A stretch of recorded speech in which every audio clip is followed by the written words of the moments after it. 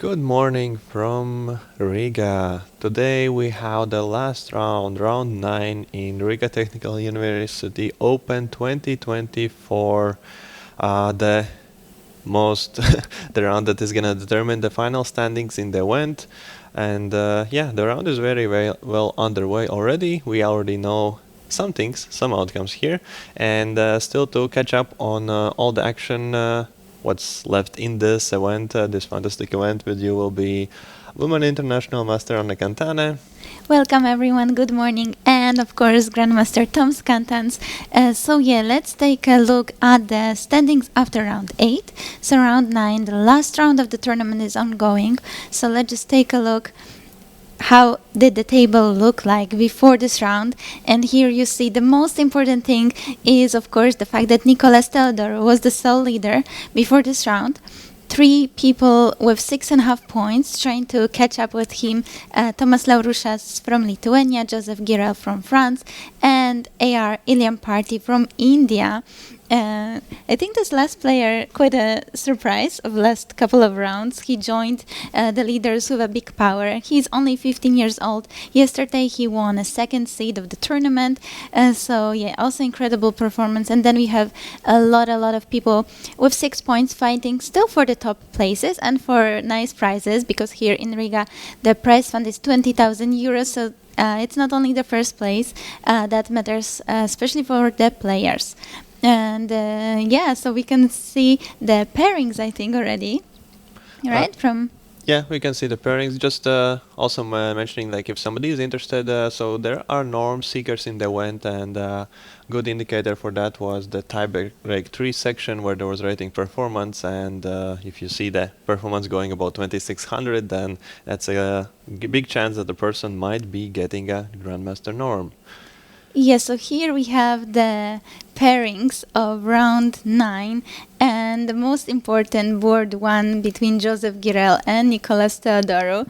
Thomas, what would you say about this one? Yeah, that is a great pairing for both of the players. Really the perfect scenario, since it has already, they were it was ideal pairing for both of them, since Gerald Joseph fighting for a Grandmaster norm, he had all the necessary titled opponents, all the federations, and the rating requirement, and he just needed a safe draw in the last round to remain on this perfect situation. And he got an opponent who, with a draw, can secure first place in a event. So it was a win-win situation, and this game actually finished with a very calm draw already in a few moves. Yes, so this was really a perfect scenario for both of them.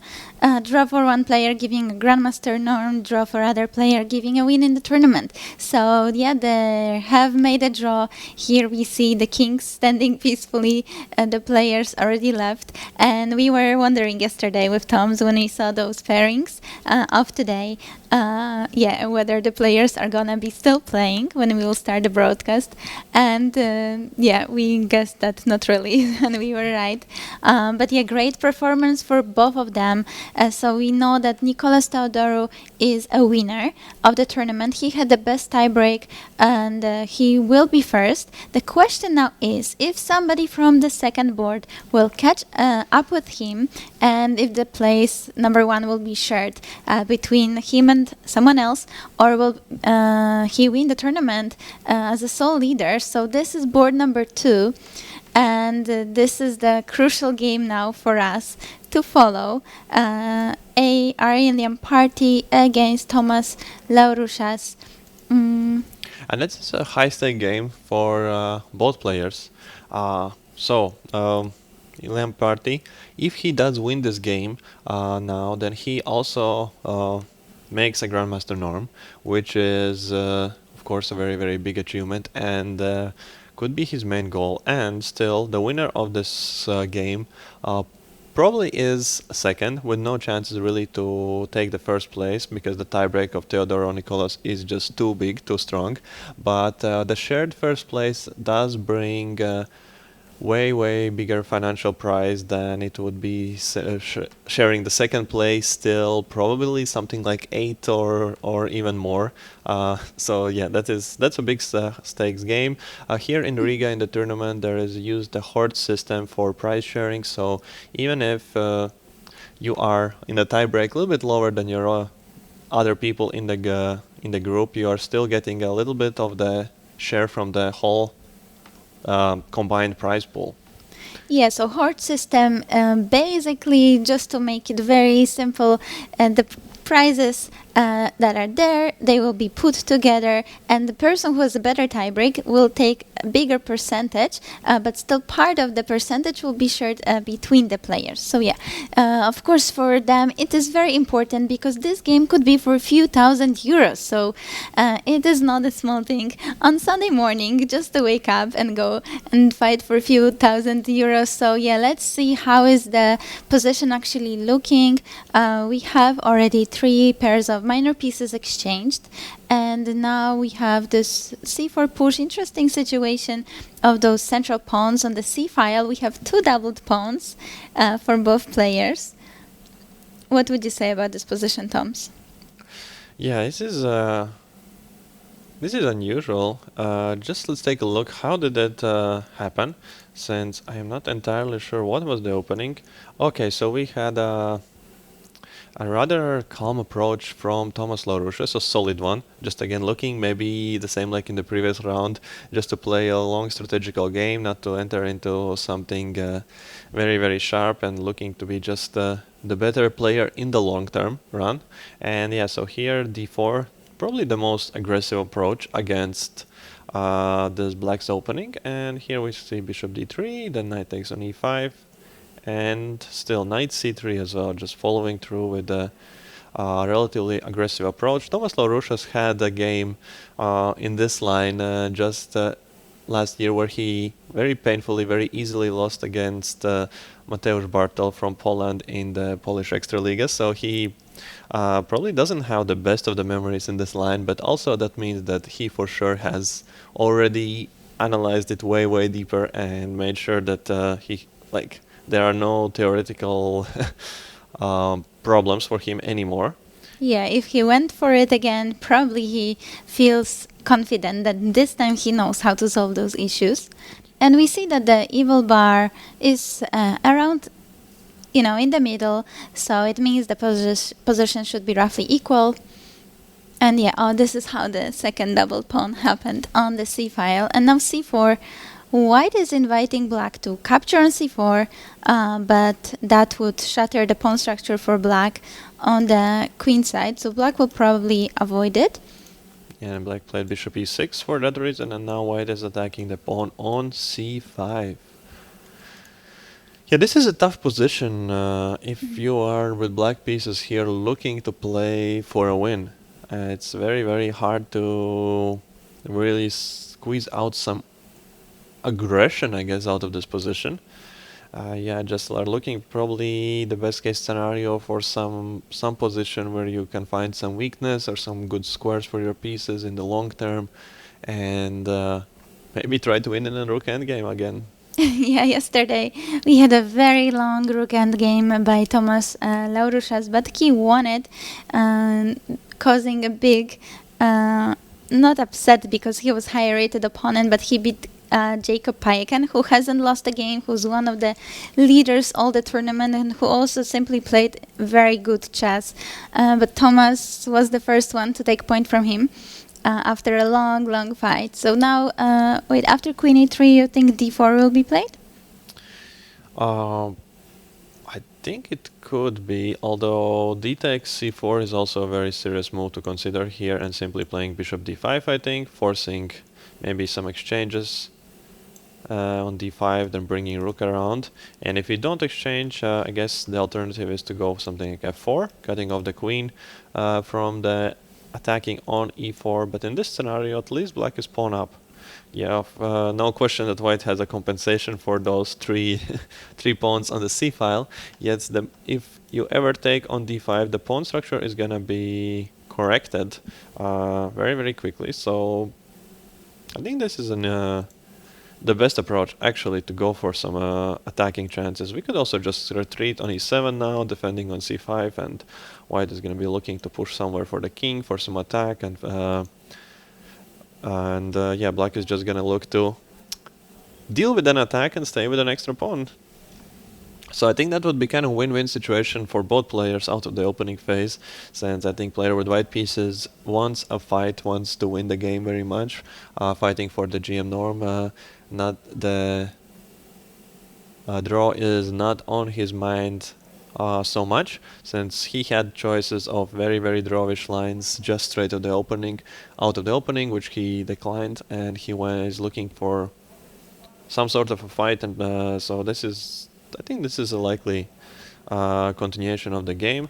One thing that we can also mention is that the time on the clock actually quite a huge advantage already right after the opening. White has almost 1 hour more.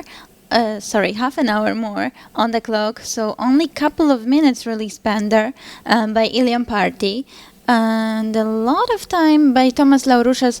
We've seen Tomas spending quite a lot of time here in the tournament, so that was something quite usual in those games. At least we were following in the opening. He's maybe somehow preparation is not that greatly working out for him. Somehow he's being maybe surprised by his opponents, or just he really wants to get a playable position in the middle game, just so he's spending a lot of time to just make sure that he's going to get a position that is going to be possible for him to play for the result that he's interested in. So in this case, if he wants to play for a win, he's just trying to make sure that he will not get too simplified position.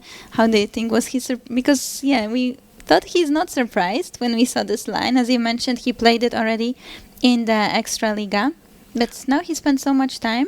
If we follow the time management in the very early stage of the game, then at this point both players were playing relatively quickly.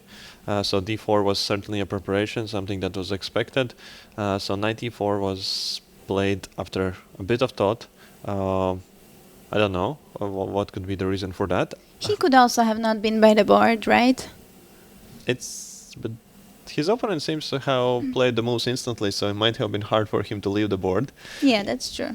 But okay, so that's of course no indicator. Maybe he was just setting himself in the mind for the line in the head, just replaying something, and so on. And so here, knight d7, of course, the main move, and this is was all played out rather quickly. And I think in this moment he already started to a little bit think on which setup to go for. What is his opponent trying to get him into?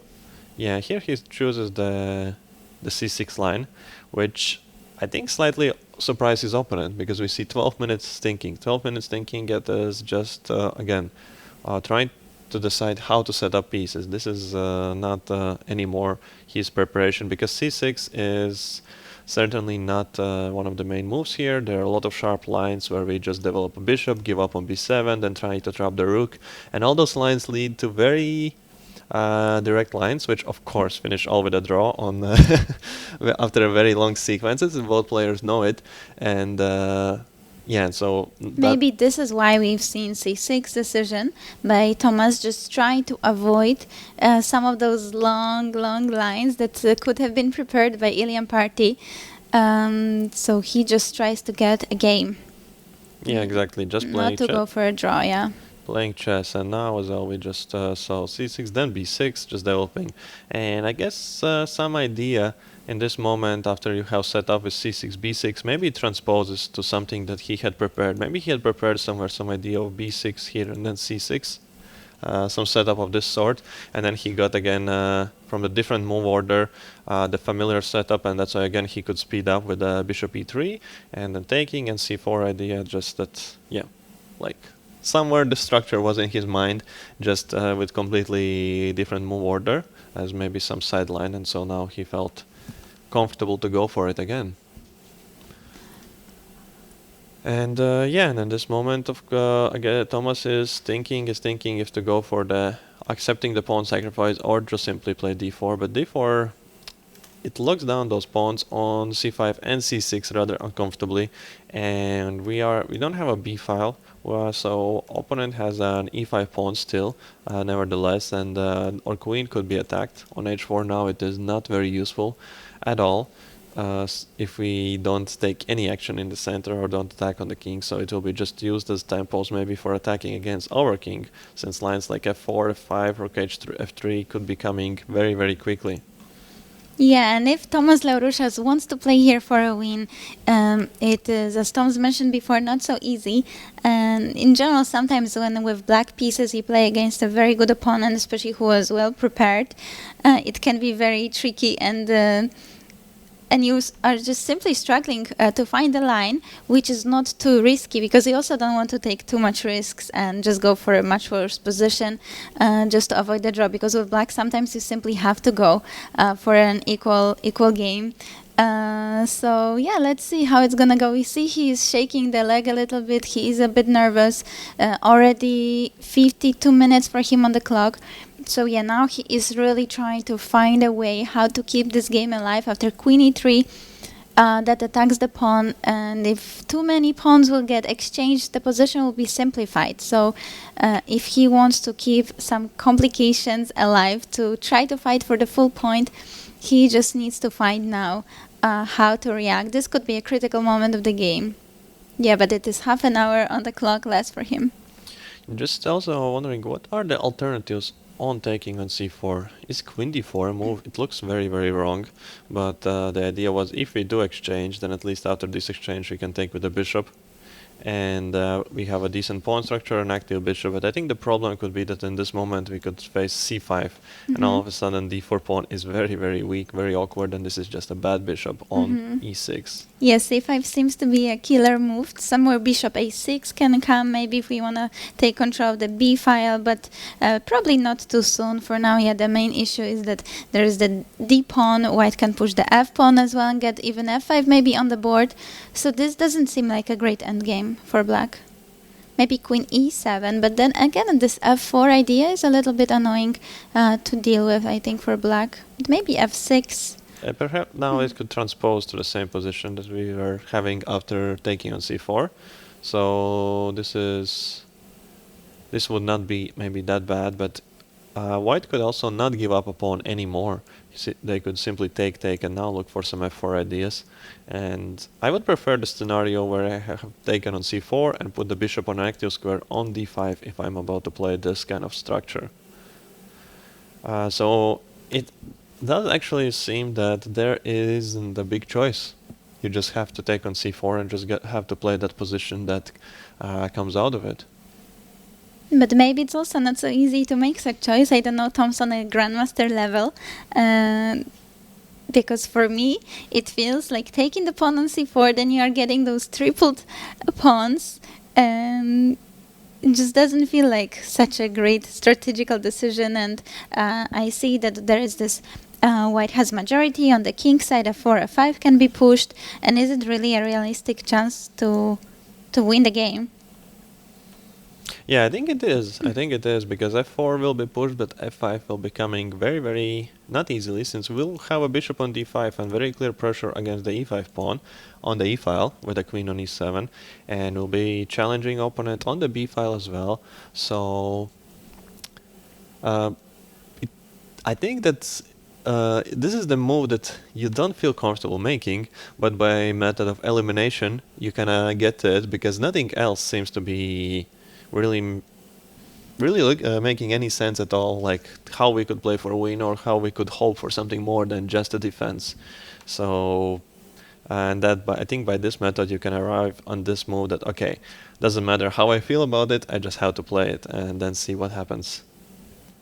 Yeah, looking at the time management for Thomas, he doesn't feel great about it, but maybe he's going to reach this conclusion anyway. Maybe with some slight pain. But yeah, also in the back we see, which board could it be? Number 7 or 8, I guess. Let's remember, it's also a morning round, so it's not easy for the players, especially if you want to fight for the full point. Then you want to be super sharp, but it's not so easy for the chess players to feel sharp in the morning. It's a pretty rare occasion. And there are different people. There are people who are more used to the to waking up in the mornings and doing stuff in the morning. But then there is the category of professional chess players who are not morning persons at all. So the only case is usually with the younger kids who are used to waking up for school, and then it is people have family life. They are used to getting up in the morning, but other than that, usually chess grandmasters are in this category, which the normal waking up time is starting from 11, 12, and just somewhere around the noon they get up, and then the day finishes after midnight somewhere as well. So yeah, this is a very common topic in a lot of tournaments spoken about, that morning rounds are not suitable really for the For most for most of the grandmasters. So the more professional you are as a chess player, and probably the less comfortable you will be in the morning round. So here it could be benefiting White because Ilian Party is 15 years old, so he is young, he is energetic, and yeah, let's see how it's going to go for Tomas Laurušas, since, yeah, as we know, he is a very professional chess grandmaster, so probably he's struggling now. Yeah, here we see the stage. And on the stage there is a lot of tension because every single player, we are focusing on the top places, but for every single player this is a fight for big prize money. For many people there's still going on fights for the norms. We were counting yesterday with Toms that maybe like 5 players have chances for Grandmaster norms, and then of course there are still players who are fighting for international master norms. So every single player has a lot to win, so there is a lot of tension for them, for all of them on the stage. And speaking of which, I think we can take a look at the board 4, where we have Pajek and Jacob playing against Inian Pa. Since if he does win his game with white pieces, he could get a Grandmaster norm still, despite the loss yesterday.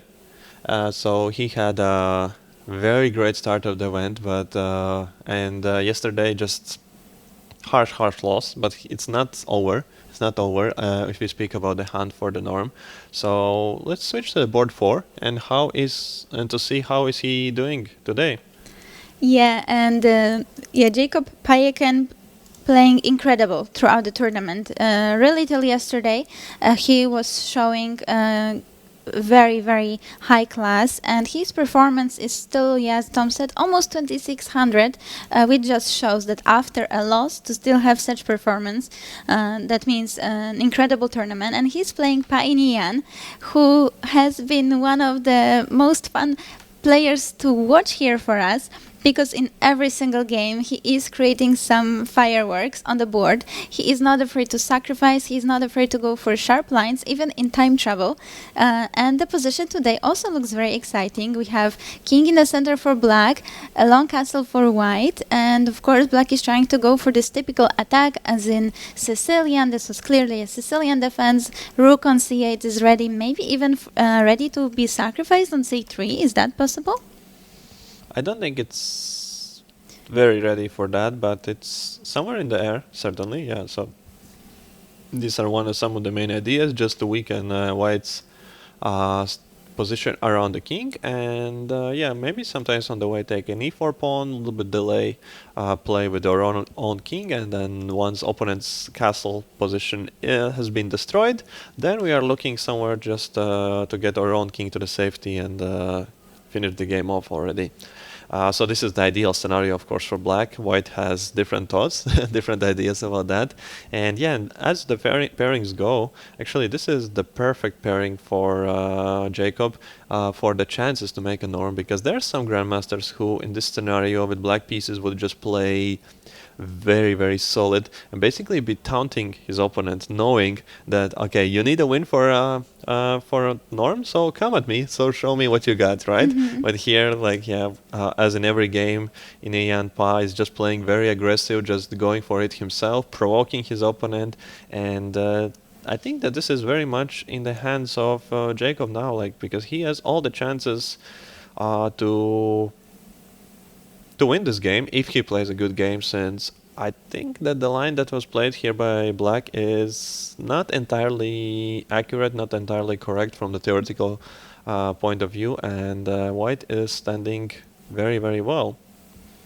Yeah, so in most of those Sicilian lines, because this was also Najdorf, right? When we had the first choice by black, black is choosing which variation is gonna be played. If it's open Sicilian, of course, that's up to white, but then black can choose the setup of the pawns and the knights. And so here we have the Najdorf. I guess it's simply the most played opening in chess in terms of like variation choice. Could be it's one of the most heavy analyzed ones. And yeah, bishop e3 was played. How did it follow? And here we see that black played e6, which is not the strongest reply against the bishop e3, but this is exactly this provoking kind of line that is saying, okay, when you play e6 here, this is already like saying, okay, we are gonna castle different sides in this game. I'm gonna attack you, you're gonna attack me, and we are gonna have fireworks on the board, while e5 is very heavily analyzed line, and black is very, very comfortable there, and just such a strategical, more slower game, and with mutual chances still, but way slower approach. And e6, yeah, this is this provoking move, and bishop e2 we see was played by Jacob, and then move later, queen d2, so now the g4 square is covered by the bishop, not by the pawn with f3, which is one of the attempts, so he's was looking to play f4 maybe in some of the lines immediately, but now after b5 and bishop b7, anyways, he had to play f3. So I don't think that bishop e2 is the most accurate move as well in the opening here, because in a lot of the lines, bishop anyways in one move just swaps off the knight on c4, so we could just have left it on f1, but maybe it was some sort of mind game happening. As we see, Jacob had 1 hour 35 on the clock, so this was... So it must have been prep. That was some sort of his preparation on this line, on this opponent. Maybe he knew that his opponent, if he plays bishop e2, goes for something more aggressive, and if he plays, for example, f3, then he goes for some more like straightforward theoretical line, which is more forced. So also these kind of factors could be taken into account, and yeah, he see rook c8 and quickly played g4, knight e5, and now g5, or kicking the knight away.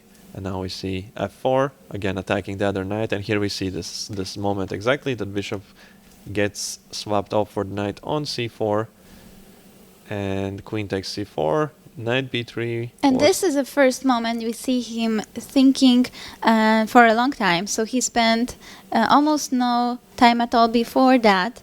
And so, yeah, it could be that something else was prepared. But it cannot be BC, so this is... Or he just, you know, sometimes you have to finish your prep. At some point, you just finish your prep. So maybe he just prepared till f4. He saw that the engine says it's fine. And he just, you know, it's a morning round. The pairings yesterday appeared.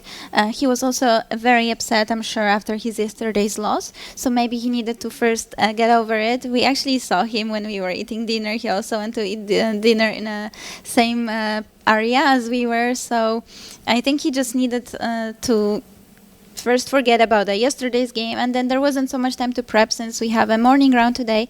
So yeah, maybe he just prepared till f4 and that's it. And he saw, because engine seems to like this position, and yeah, now still it seems to be very fine for white, but it's a fight. Now knight b6 was played.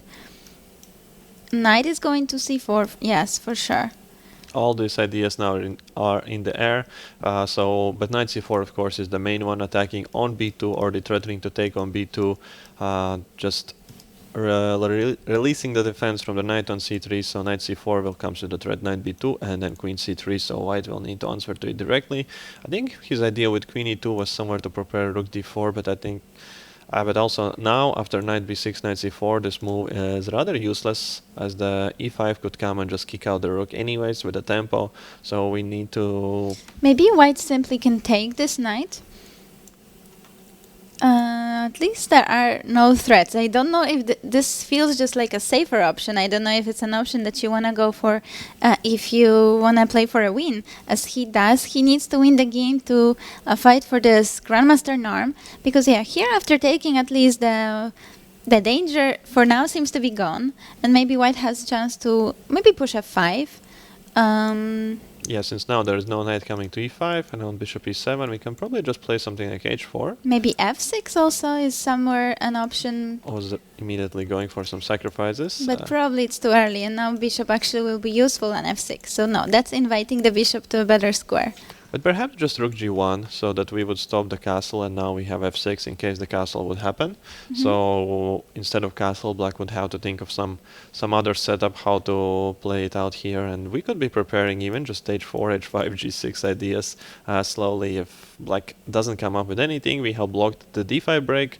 So what could be some setup? a5 could be followed here with some ideas to prepare a4 and target this knight and just get rid of all those defenders by the white's king. But yeah, this is a game. This is just a very open game, and I think a good game for white. Two knights against two bishops in an open position. It feels kind of counterintuitive to go for it, especially that bishop on e3 is most of the time considered to be the main piece to have in the Sicilian. But yeah, here in this particular case, it gives us a lot of time, a lot of extra time to finish our development, to prepare our attacking ideas, making sure that our opponent is not comfortable castling. So yeah, we managed to push the pawns also, but it's not an easy decision because it's very commonly said that in those structures you want to give your light square bishop, so white already did that, and dark square bishop usually you want to keep because yeah, it's a very strong attacking piece. On the other hand, the knights for black are also the main attacking force, so swapping this guy off and just not allowing it to c4, because knight coming to c4 just feels a little bit too, just a little bit annoying. I think you don't have such a clear way how to deal with it. And then other pieces from black could join the game as well, somehow maybe d5 in some correct moment, so that the bishop from f8 can somehow join the fun as well, because yeah, after knight c4 there's some knight b2 sacrifices possible, and you have to calculate everything. King takes b2, then we take on c3, and yeah, there could be some just some trouble. yeah, so yeah, this is probably a very, very important moment of the game to decide what is going to be the characteristic of the whole rest of the game here. And yeah, big decisions, of course, especially with it being the last round, with the stakes being so high, and also that with the win in these games, it will be either shared second or third place in the end, which is also, of course, a very, very big deal. So that's why also player with black pieces is still going for very aggressive lines, because he just doesn't want to leave it all to his opponent. He just wants to win, and that's it. Yeah, absolutely. And then we have some other games where we have fights for the norms. Do you want to take a look at board number 5? We have... or no, there we don't have someone fighting for a GM norm. Although we have an interesting situation on board 5. We have exactly the same variation as on board 2. So what do you think, Toms? Maybe you could take a look at that in a moment. Yes, we can take a look at that, and then later we have fight for the norm on board 6. So let's start by board 5 for a moment. So we have Yevgeny Zanan. We didn't see him that often in this tournament. Before he was on a bit lower boards, and but we have seen one game. And then we have Kandurak, who has been doing really well here. And yeah, this is the same exact variation as on board 1, just there was no exchange on c5. If there was exchange on c5 and c4, it's basically the same thing. Yeah, but here we see that there is no preparation from the player with white pieces, and the black player is completely in the book. 1 hour 31 was in this moment, and so rook e1 was played after 25 minutes of thinking. And now bishop e6, okay, they are on their own playing, and as we see in the evaluation bar, this is good for black. This is good for black. White has ruined their pawn structure and didn't really get anything too specific for it, so black is feeling just completely comfortable here. So So yeah, this is something also that Tomasz wanted probably in his game, just to get this kind of game. And yeah, we could just exchange here, and we have this very nice pawn wall in the center, maybe c5. White simply has those doubled pawns and nothing for them, right? And here we see power of preparation. So in this game, black was the one prepared better, and it gives you, it's not only about the position, but your opponent starts doubting, you know, your opponent also starts thinking, okay, how do I get out of the prep? How do I avoid some of the lines that he already prepared? And he didn't prepare them alone, but with the coach and mainly with the engine. So you don't want to play against the engine, so you are thinking about how do I escape and go for some lines where we can both play, we'll both be alone, but yeah, then it kind of sometimes messes with your objective evaluation of the position and how would you normally approach it. So you're not maybe going for the best move, but just for a move that is gonna escape your opponent's prep. And here we see a very good situation for Khan. I will take a look at his performance rating. I don't think he can make a norm, but he is on 6 points. And if he wins 7 out of 9, it's a great result in an open tournament. And let's not forget, he's only 16. He's only 16, so born in 2008. That is incredible performance. Anyways, if he manages to win this game, he is getting closer to 2500 rating. That's for sure important for him. And he will be fighting for the very top places because his tiebreak has to be pretty decent. Yeah, so good position for him to start the game in, but also it's not easy to win against a slightly higher rated opponent, against Grandmaster, in such a strategical endgame. So there is, even though the position is pleasant, you still have to show a lot of technique and ability to really trick and outplay your opponent there. So it's a good starting point, but nothing is over in this game, of course. No, for sure not. But yeah, very interesting that we have the same variation in those two high stakes games, but a different exchange, and how this exchange affects really whose side is slightly more comfortable here. And now let's take a look at board number 6, where we have another fight for the norm. And so here, Simon Lamaze, he is the one fighting for a GM norm. He has been doing great at the very beginning of the tournament. I mean, throughout the event, for now, it's still very fantastic performance. His performance rating at this moment is 2596. So performance rating, what it means is mathematically the strength on which you have played the tournament so far. Just judging from your results and your opponent's ratings. And so the idea is that, yeah, if your performance rating is 2596, then in this event, in the first 8 rounds, he has played mathematically on the level of that rating, which is, of course, incredible. And as we know, that is like the level of the top seeds in the whole event. Yeah, and he is also very young, 18 years old. Almut Taya hasn't been playing so great here. He is performing around his level, but now it's a new game. And for now, I guess it's fairly this well-known structure of the stone wall. Usually, I guess Engine likes those positions for white. There are those openings where Engine simply likes them. Like King's Indian, Engine always will say that white is better in those early stages of the game just because of the space advantage. Here also, white has space advantage. It's this setup by black. Maybe Engine doesn't like that all the pawns are on the light squares, but it's a very practical way of playing for black as well. Yeah, this is...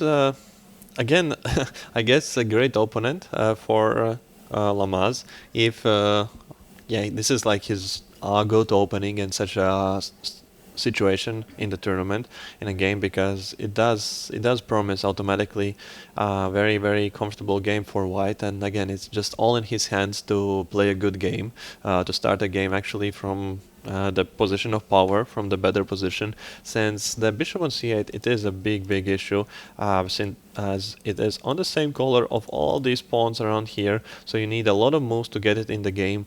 And now white is immediately breaking the center open, just using the fact that black does need a lot of moves to finish development, and looking to punish for that immediately. And if we just go for some exchanges here, just for the illustrative purpose, yeah, we just see we stay with an isolated pawn, which is still blocking the bishop, and that's a big weakness that can always be attacked by white.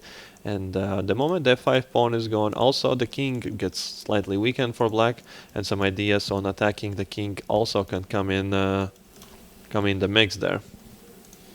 Yeah, this is a position I really like. It's really also funny if we look at the camera, there are no players currently by the board.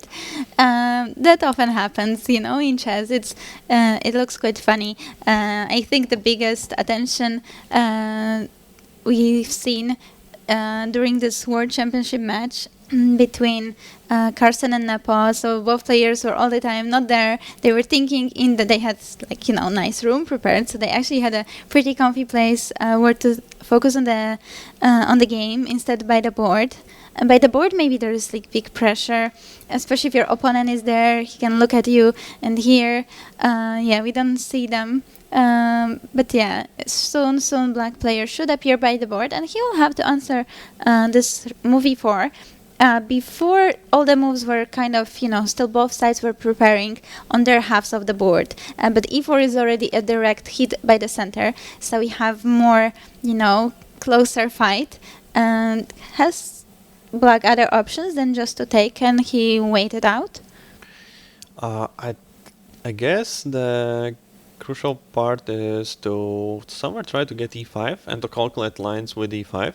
I mean, can we go it immediately? That's one question. And can we do it after takes, then e5, or takes, and then e5 to get the bishop out? So if any of those lines work kind of in any way whatsoever, with just tactically if they work, this is what we want to play here with black, because we very much want to get the bishop from c8 out quickly, and if it's with some tempos, then that's just a dream scenario. So those lines we have to calculate, and now alternative of course is that, well, the e5 is a threat, and if we don't do anything, then we have to just retreat back with the bishop, let's say bishop c7, not to get e5 fork, but that feels slow and that feels wrong, since white is just clearly improving their position, grabbing the space, and we are just doing moves back with pieces just to defend, without even some regrouping ideas or anything, just to defend. Yeah, and in the meantime, I'm checking the games we were following. For example, this game between Paekan and Painian. Exchange of the bishop for the knight happened, pushing the pawns, and exactly the variation we were mentioning. The same on board too. So for now, we were guessing everything almost. So that's good news. That means it does make sense what we are telling here, even though it's early morning also for us. We are also chess players, so 12:30 is early morning. Or the other scenario is, of course, that we're equally asleep as the players on the board. That's another scenario, yes. But okay, this could be very fun. e4 is a really nice move here for white, just hitting the center. This is what you want to do. After all, when we learn the game of chess, the first three things that we learn is develop the pieces, control the center, and make sure your king is safe. So here white is just striking e4 in the center. That's really nice. Maybe we can take a look at board number 3, Toms, if that's okay for you. This is one of the leaderboards. And we haven't taken a look. We skipped it because of course, we are excited to see the fights for the norms as well. But I think this one is a very interesting position. Black seems to have sacrificed a pawn. If I can count, I think so. And it's a very thematic sacrifice. You see those doubled pawns on the d file right in the middle for white. There are 2 pawns on the d2 and d3. And black specially forced it on the board so that white wouldn't have this normal development, which you just mentioned, taking the center. So black is blocking the center on the d4 square. And yeah, it's a really fun position. Black still has king in the center, but I somehow think black is doing really weight. We see Kazakowski really focused here, even though his opponent is thinking. He seems to be in a killer mood. He wants to get a win here today, I think. No, he certainly wants a win here. No question there. And but his opponent, of course, is not an easy opponent to break, and as well, like everybody on the stage in the last rounds, everybody has performed very well throughout the whole event, and yeah, and this is morning round as well. I don't know Valerie really personally, so I can't say like for sure, but I think it's a fair assumption that as well, being professionally a chess player than Grandmaster, then he's not a fan of morning rounds. And so it's challenging. But yeah, Rook A5, I mean, this whole idea A5, Rook A5, it's very much aimed aggressively. Like, we could see Rook G5 coming very soon, using the fact that Bishop is not able to control the G5 square in any way. I think H4 was also played with this kind of idea in mind, just to get the queen away from there, and Rook G5 could come and start to prepare somewhere knight coming to F4 and simply to checkmate his opponent, using also the fact that those pieces are on other side of the board and it takes them rather long time to get in the game. Yeah, maybe we could take a look at before, like around move 10. How did it happen? Because, yeah, I think there was seemingly a very normal position, especially around the very start. Black, the one thing that we can see is that Black gave up his light square bishop for the knights. This is why queen is now on f3. But yeah, it's often, even in online chess, if you guys, viewers, play online, this can happen. And yeah, it's kind of calm, but in few moves, Black is going for this sacrifice of the pawn on d3, which I think is a really good idea in general, to stop your opponent's natural development and stop your opponent from taking the center. So yeah, here Rook D1 is an attempt to get D4 with comfort, to take the center with comfort, and that's why Black is just reacting, playing against White's ideas. And now Knight B1, very interesting setup, just getting with your pieces backwards. So now there's some maybe weaker squares for the weaker squares on the board, which could be used by the knight. So knight could try to jump on c4. We could play a d3, and the knight is gonna be that developed maybe to c4, to b3, so somewhere better, more useful than on c3. And Black is immediately striking with knight e5 here and d3, very, very interesting sacrifice, which White seemingly wasn't ready for. And also followed takes. If we take with a queen here, I think the endgame is very comfortable for Black. We could even go as far as just to castle long and then take on d3 with comfort. We have very strong bishop, and still there are some problems on how to develop the queen side for Black, so that's why understandable choice to take with a pawn. And now bishop d4, just blocking it, not allowing even the option for White to give up the pawn and then to play d3. So that's the job of getting the pieces out from the queen side would be as hard as possible. So knight a3, very logical, looking also to play somewhere knight c2, just to hit the bishop, just to force it out of there somehow. And now, okay, rook b1, and so b4. So now bishop b2 ideas are already there, and you are almost kind of done with the development. And now we see h5, an aggressive way again, just dealing with the queen, which maybe is not feeling so comfortable there on the side of the board, so it can be used as a weapon by Black on how to make the attack quicker. Now rook b3, that is very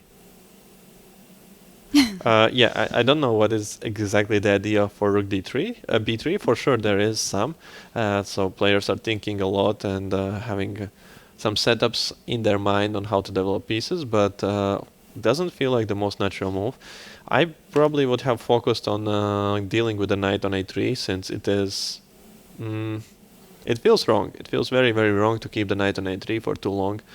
So I would have been thinking, if I cannot bring it in the game immediately, maybe knight to c4, just to stop also those a5 ideas, since this a5 seems actually very, very nice, and now all the Black's pieces are playing. It just feels like they are so active. Maybe, it's normal also to miss a5, because I think White would normally think, okay, my opponent should just castle, right? You just think your opponent will castle, but here black is going now with the first with the h pawn, now the a pawn.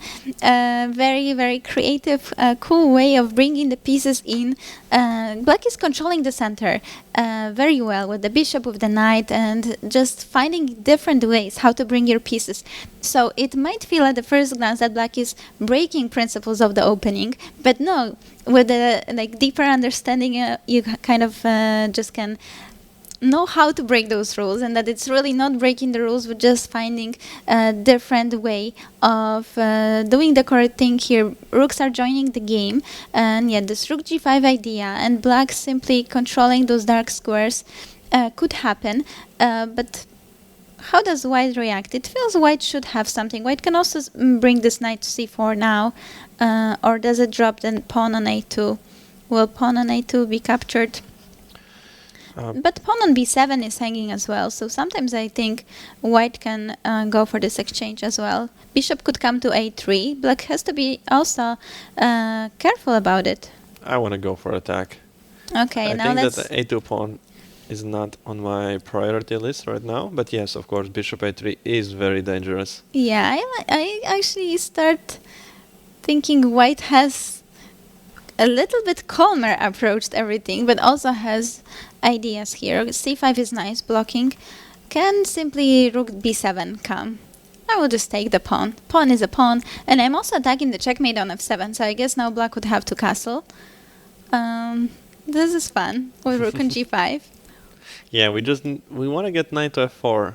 We need some way to prepare knight coming to f4. Maybe e5 could be the next move, and trying to get it there. Yet that weakens a lot of white squares in the position, and knight e3 could be unpleasant. But yeah, so maybe white can just... The rook on d1 is in the center, but it's a very good example of a piece in the center that is just doing nothing. So maybe, yeah, it could go to b1. Oh, apparently I found a losing move so quickly. I'm pretty good. So there is some attack after all. Something super direct for black. Some knight f4 ideas, rook g2, bishop f2. What are the... Nothing is hanging in white's position, so that's why it's curious. Maybe f5. Oh yes, f5 looks nice. But that's not the move. But f5 looks very nice, but it's not the move to win. It's not enough to look nice. It just has to be good. It has to work. What is the move? Viewers, maybe you see. Why is the bar suddenly totally black? Oh, What we have happened? rook g3.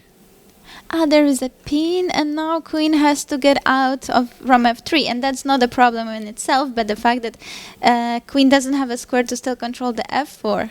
Ah, but that's easily missed somehow. Okay, maybe not when you're playing a game. Then you're way deeper in a position and you understand all those threats. You constantly have to be aware of those tactics and of the pin by the bishop. Yeah, but then I like this position. This is a very big threat and somewhat uncomfortable to deal with. I think this pin and this rook g3 idea. How do we stop it? Do we just make a move like king h1? But at the same time, it does feel like it's asking for some trouble with f5 and... of course, computer plays these kind of positions without emotions, but humanly, like everything is hanging, there's so many threats. Yeah, black's pieces are just better positioned for the attack. And for now, this bishop on a3 is a bit too slow. Maybe bishop b2, we just will have to exchange, but no. We are, I guess... Although bishop b3, b2, maybe it works somehow. Wow, it's not a blunder. It looked like a blunder, but if black takes on e4, then queen takes on e4, and white also has attack on the e6 pawn. So somehow, strangely, no matter how exciting a position, everything is gonna get exchanged and lead to a draw, apparently. But knight c4... and we can just play rook g1, just defend, and we got rid of the main attacker, so we're fine. But knight c4 is played on the board, so we could see something similar, because it's hard to imagine that black is not gonna go for rook g5. Then bishop a3 seems to be one of the main candidate moves, unless white just simply goes bishop b2, which is also an option just to exchange this super strong bishop from d4.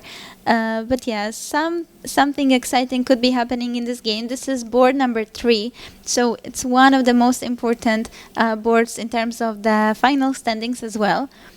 So yeah, we will come back to this one for sure. And follow how it's developing here. I really like this idea for black of giving the pawn on d3. It's very thematic. It's good to remember it. It's often the way to stop your opponent from developing the pieces. Is there some other game, Toms, that you would like to take a look at? So we can see the games of everybody, I guess, who is fighting for the very, very top places. So the group with 6 points. This is what is very, very interesting for us, of course. And we did take a look, I guess, at all the top 6 boards, but also on boards 7, 8, and 9, still are players with 6 out of 8 points, and also just aiming to share the 2nd or the 3rd place in the tournament. In the meantime, look at that. We have rook a2, rook b7. So after all, they capture those pawns, especially black. We thought that he's just gonna ignore the a2 pawn, go for the king, but he's saying that he thinks this a pawn could matter, or simply rook on a2 could be a very nice and active piece. So yeah, this happened here. The players will be figuring out. So let's move to board number 7. Yeah, let's see board number 7. And we see the players, they are not only focusing on their own games, they are very also invested today, especially to see what is happening on other boards, because that could affect their own situation in the tournament. There are so many good players here. They are all having a similar amount of points, so some draw here and there affects also the standings for each of them. So this is board number 7. We have Rattenville against Ram Sherman. This is some funny position. It seems like black is playing it very, very confidently, just judging from the clock. Yet black's pieces feel somewhat shaky. They are not defended by any of the pawns, and we still see, of course, king on e8 and bishop on f8, so it takes a lot of moves to finish development. And wow, what do you think? What is happening here? I think black is in trouble at the first glance. If I was looking at the game of my student here who was playing with the black pieces, I would probably start question my abilities to teach them to castle. So that would be the first thing. But here, of course, we are looking at the game of a strong player. So yeah, first glance is not enough. But I agree with what you said. Knights are hanging. It seems like white already has finished the opening phase of the game, because white's pieces are all developed, if you look at this, and black is still stuck in the opening. At least on the king side, black is playing opening phase of the game, but on the queen side, it's already middle game. Yeah, and you can afford to do that in a more or less closed games, but here somehow the pawns are missing. Yeah, so white already has open files. If there are all the pawns on the board, the fact that you are a little bit slow, there you are still preparing, but you are behind the wall, like in your own city, behind your walls, so you can, slowly get your guys together, prepare everything. But here the action is already very direct, so some of the wall has already been destroyed, and white can start attacking the knight. So now knight on b6 is simply hanging. After rook b1, black has to defend it somehow, either jump away, or bishop b4. But after this, there could come a scenario where the king has no safe spot on the board at all. f5 could come, and even if he castled, a deadly attack of 2 knights and the queen is just gonna run over him, so he has no safe spot on the board whatsoever. So yeah, maybe we can take a look at the analysis board, and bishop b4 seems to be a move that you play. So you are dealing with one issue of the hanging knight, another issue that your development is not finished, but f5 is really nice. And actually, it's often the case that in the opening, when we are playing against an opponent who hasn't castled, we are focusing, how can I stop them from castling? And this is a very good question to ask yourself. But other question is, how do I prepare for his castle, that his castle, even if he manages that, but it's actually not bringing the king to safety. So we are preparing an attack. So even if opponent manages and seemingly gets king to the safety. It's not really a safe spot at all, so f5 is a really nice move actually. And if he castles, then simply f6 or knight g5? Yeah, that's a good question. Does knight g5 immediately win the game or no? Or do we, for example, take on e6 and then go knight g5? But let's see what happens with knight g5. It seems to be very, very direct threat. So if you are now getting hungry for the pawns and take on d4, the idea is that we are jumping queen h5, and now after h6, I could go simply for f6, just undermining this pawn chain, and so g6 is going to be met by checkmate immediately. If you take the knight, then again we are just threatening the checkmate, and after g6 again coming around and checkmating. So what other moves we could have here from the black side? Okay, we could try to ignore it for one move at least, but the problem is queen on a4. Again, this kind of scenario, if there is attack on the king side, on the king and so on, we don't want our queen to be on the other side, still behind so many of our own pieces. White is attacking with extra queen, and that is a very, very big deal. And yeah, so to try to get some pieces back in the defense, I think it's just not gonna work, since something like knight g4 could just come, and now we are ready for all the action on h6 and just winning the game. I am trying to see how did it happen. How has black gotten into such big, because it seems to a big pickle, but I think his position was just totally fine after the opening. And yeah, maybe we can take a look at the position. Yeah, here are a lot of cool attacks, but yeah, the position after move 12 was completely fine. And just to quickly kind of compare what happened in the next couple of moves, black simply opens up the position on the queen side, exchanges active pawns, exchanges also the bishop, and starts jumping around with the queen, which feels pretty strange. Instead of just developing bishop with a tempo, being one move away from the castle, which would be, I guess, the more common approach, right? Mm-hmm. But yeah, somehow maybe he wanted to exchange some pieces, go for the end game. Again, probably morning round. Maybe he is feeling already like a chess pro. So yeah, despite not having a Grandmaster title yet, maybe he already has good quality of a chess Grandmaster. And now knight b4. Still we are ignoring the bishop from f8. So knight b4 was played. Okay, so that's what he chose, because knight 1 b6 was hanging. Yeah. And I expect that f5 is going to be played by white rather easily and comfortably. This is the main idea.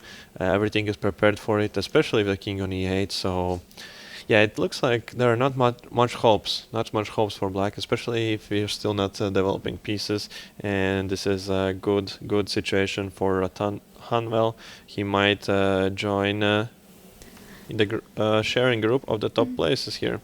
Yeah, the only important thing to do in such cases, if you are playing with white here, or just generally, you have a big advantage in development and your opponent's king is in the center, you have to act very actively. Otherwise, if we make some soft moves like h3 or king h2 or just like rook e1, which doesn't really do anything in the position, but maybe, you know, supposedly centralizing the pieces or something like this, then your opponent is gonna get this time, and maybe the position is still not great, because I think here black is in trouble anyways, but they will get this time to a little bit consolidate the pieces. So you have to act very fast to kind of punish the fact that opponent doesn't develop. So you just want to break through when you're ready, and I think, yeah, white has a great chance to win this game.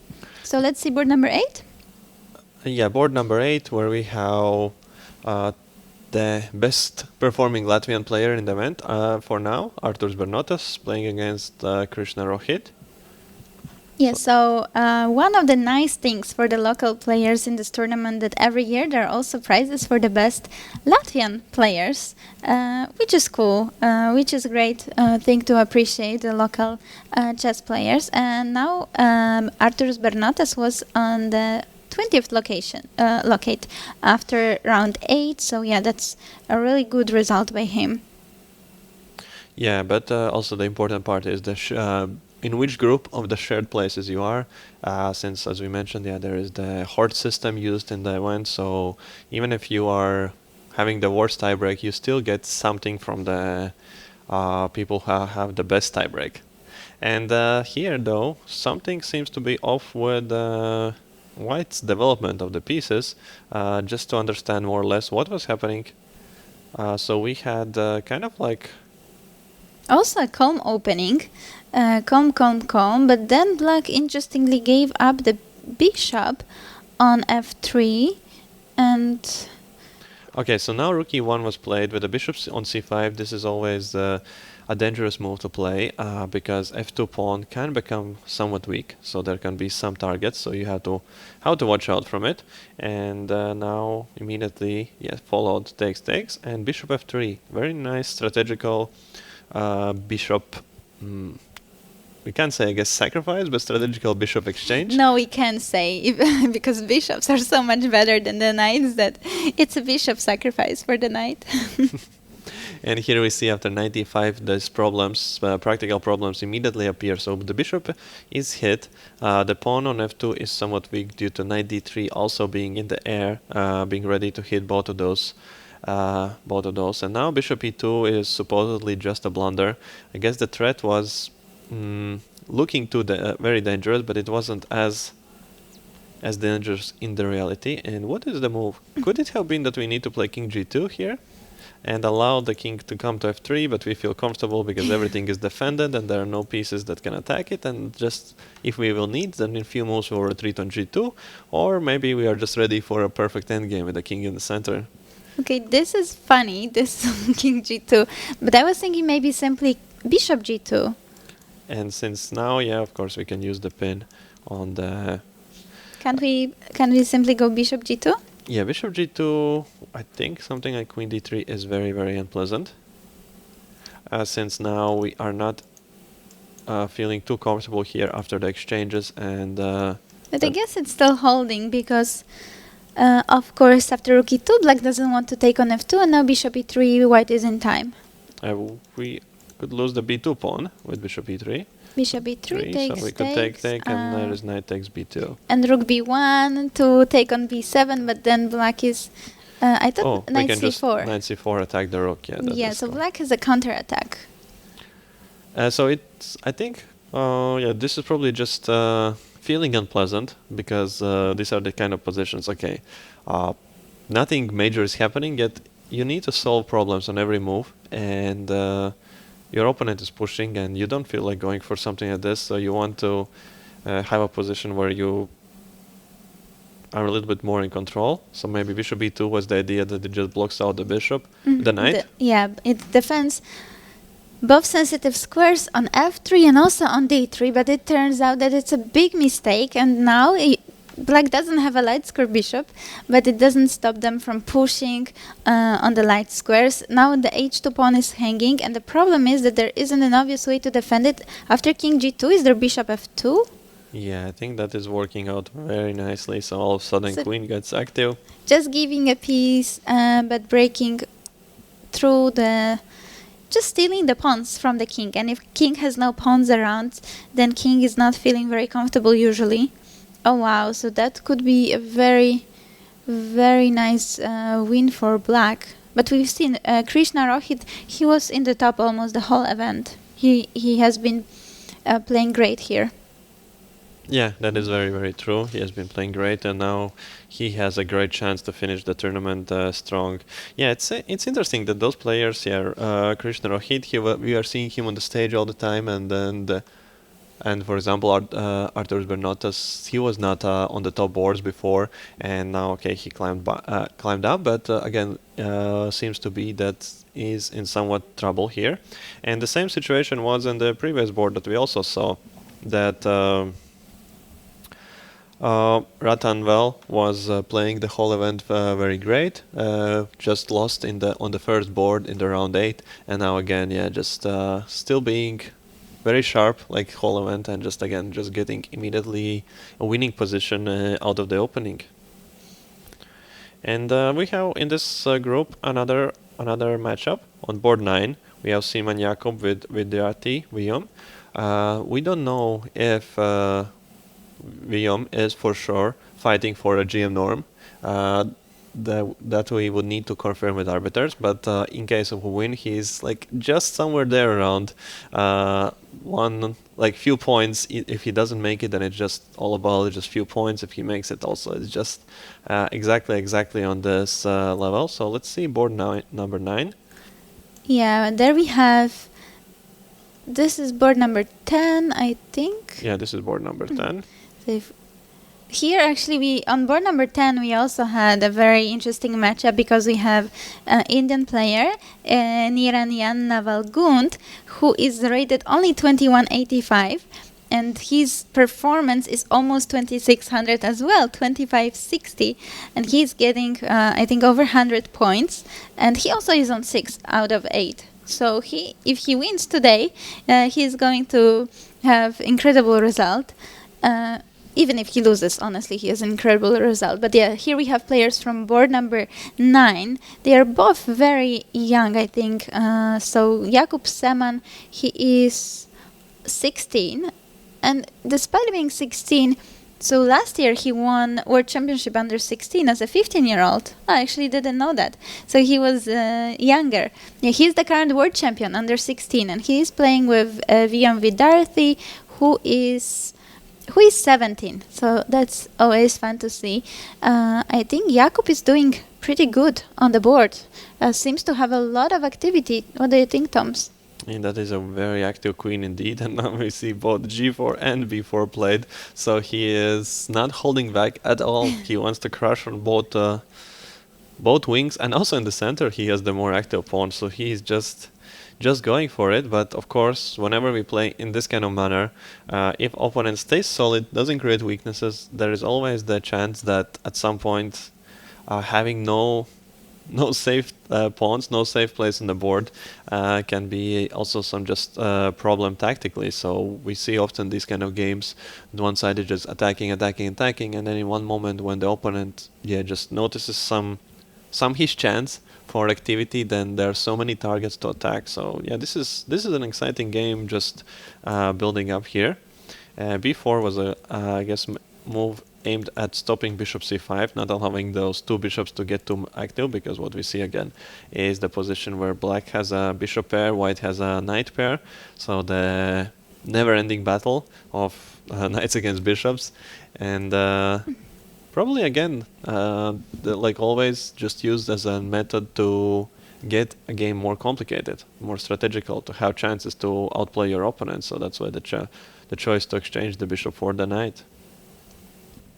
Yeah, but who wants to outplay who? As we mentioned, Guillaume also could be fighting for the norm here, like other players. Jakub Seman is not fighting for the GM norm here. He doesn't have enough. I checked his performance rating is not enough even in case of the win. So Guillaume also wants to win, right? So it's a very interesting situation now with black pieces. He's playing against a very strong, talented junior player, but probably also wants to go for the full point despite the black color.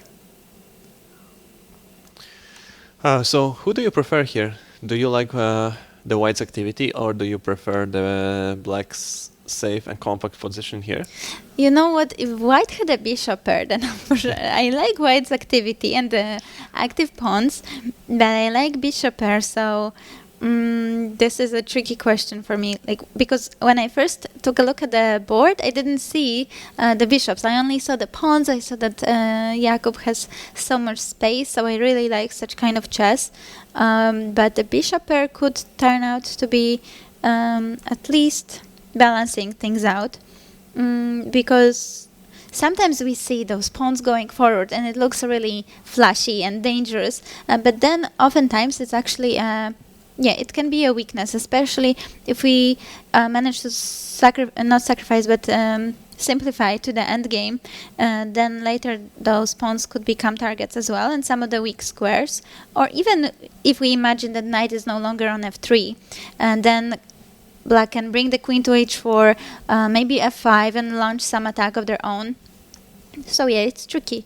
Who would I prefer here? What is the time situation? Maybe let's see at that. Actually, black has 48 minutes versus 32 for white. So maybe that is also some indicator that he feels kind of comfortable here. This is... Who would you choose, viewers? Do you take the bishop pair? Do you take the knight pair and activity, like a lot of space? The pawn on d5, it's an isolated pawn, but in this case, it's a good example of a very strong isolated pawn, I think, for like it's pushed forward, it's well guarded. Such a difficult question. I guess I would still take white. So Jakub Seman is from Poland, just like me, I guess. Because of that, maybe let's choose his side from the position perspective. And how would it be for you? Would you take black? I think I would take black here, yes. I really like the bishop on g6. It's just so active and so keeping the position together. But there we have no weaknesses, just there's so much flexibility and chances to look for some ideas. Like a5 is in the air always, as you mentioned. f5 is always in the air. So many those break options, and I don't exactly see what is white threatening in any way. Like those moves are pretty, but even if you would just go somewhere for some queen exchange and just to simplify in an endgame, I think I would feel rather comfortable here with black pieces, since the knight would come to f6, we would attack on d5, bring the rooks in the central files, and yeah, just looking to break, create some more weaknesses for white. And white is having to base their whole game, I guess, just on active ideas, which it's more complicated, I would, in my opinion. At least in this particular position, it could be just more complicated to stay objective about all the piece exchanges and not fall in trouble due to the dangerously weakened pawns. Yesterday there was also some game. Was it between Laurusas and Payekan that we had different view of the position? Who was right finally? Do you remember? In that game, we had a different view. There was one game. I don't remember which game it was. We have to watch the replay. And yeah, we'll have to check. But yeah, let's see. So you have a difference of opinions. I will go with white with black, and let's check it later. Let's remember today. But yeah, very interesting, especially that those are two young players, 16 years old, 17 years old, both super strong. So I'm sure they are going to be fighting it out to the maximum. And we have, so this is also a matchup between players with 6 out of 8. So we have this one more player. So maybe we can take a look at board number 10. Player from India, Naval Gund, who is doing incredibly well here, and he is facing Altay Safarli, the third seed of the tournament, a super solid player. So let's see this matchup. I will just take a look how much rating is Naval Gund gaining. Oh wait, only 76 points. I thought 100. Let's see. Yeah, and we haven't seen much of Altay Safarli since the very first rounds of the event, so he has been choosing an extremely solid approach in all his games in this tournament, and since yeah, there are a lot of very, very solid opponents, very strong playing opponents, then I guess here in this event it was just not enough for him to be scoring too many wins. So he has not lost a single game. He has won 3 games and made 5 draws. But yeah, so this is the tough part of being one of the top seeds in an event. So everybody is kind of okay to have a draw with you. And so you are the one who needs to show something, and if you are playing like super solid, like sometimes you do manage to get a win, but if opponents are also solid, then it can come into those drawing streaks. And now he is for sure wanting to finish with a win to get somewhere higher in the standings, not lose that many rating points, of course, because a draw against so low rated opponent for him is loss of a lot of rating points as well, and he's not fighting for the top places just because he has half a point less than his opponent, but still I think that he would very much want to win this game. And yeah, so again I guess we see a very solid position. Queens are off the board. But in this case, the pawn structure is not symmetrical. It is very all over the place. So there's a pawn on a5, there's a pawn on b4, there's a weakness on c7, there's a knight having a nice outpost on d5. So it's just so many things happening at the same time. Knight on b8 has not been developed, but we have managed to develop the rook from a8, which is also interesting. I guess the rook came out through a7, b7, b5. Somewhat unusual maneuvers from the black's rook here, and it seems to be a good position in my opinion for black. We have target weakness, or c7 pawn can be defended very easily, or bishop is I think better than the white's bishop, since these two pawns can be attacked. Also the a5 pawn, they're all in the dark squares, and it's just about figuring out how to not let white simplify, I guess, too much. Yeah, but I agree here. He seems to be pushing the higher rated opponent, and probably he is today really eager to win this game. So we've seen, as Tom's mentioned, a lot of draws, but I think in case of a draw today, there is basically no prize for him as well. So because he is already the player with 5.5 points. So Naval Gund has 6, but he has been lowered. Since there was no more people with 6 points, so he needed to play with someone with 5.5. But Altay Safarli needs to win today to get into some good prizes situation. So yeah, probably he will be ready, and it seems like a good position for black. Just more activity. This b4 pawn is nicely pushed, so white has pressure on the a5 pawn. Maybe we will come back to this game if we have some time, but now I think we could go back to see there has been a lot of development on board number 4. I think board number 4 is very crucial. We have Jacob Payek, and they're fighting for one of the first places for the GM norm, and a very interesting position. What do you think, Tom? Can we? Yeah, let's see board number 4. So yeah, here we have those two players who have been delivering throughout the whole week. Jacob Payek playing very, very well. Inian Pa playing also all the time in the top, and he has been just playing such fun chess. And today the position is also very exciting. We left it a couple of moves back where Black King was still in the center. And yeah, as I mentioned somewhere after we were analyzing that Jacob went for this bishop exchange on b6, so we can probably quickly just take a look how did it develop from the moment we've seen last time. So yeah, we left it in this moment. He did go for the idea to take on b6 and then just to get quickly his pawns running, and black did choose to castle, not being afraid of f6, which is interesting.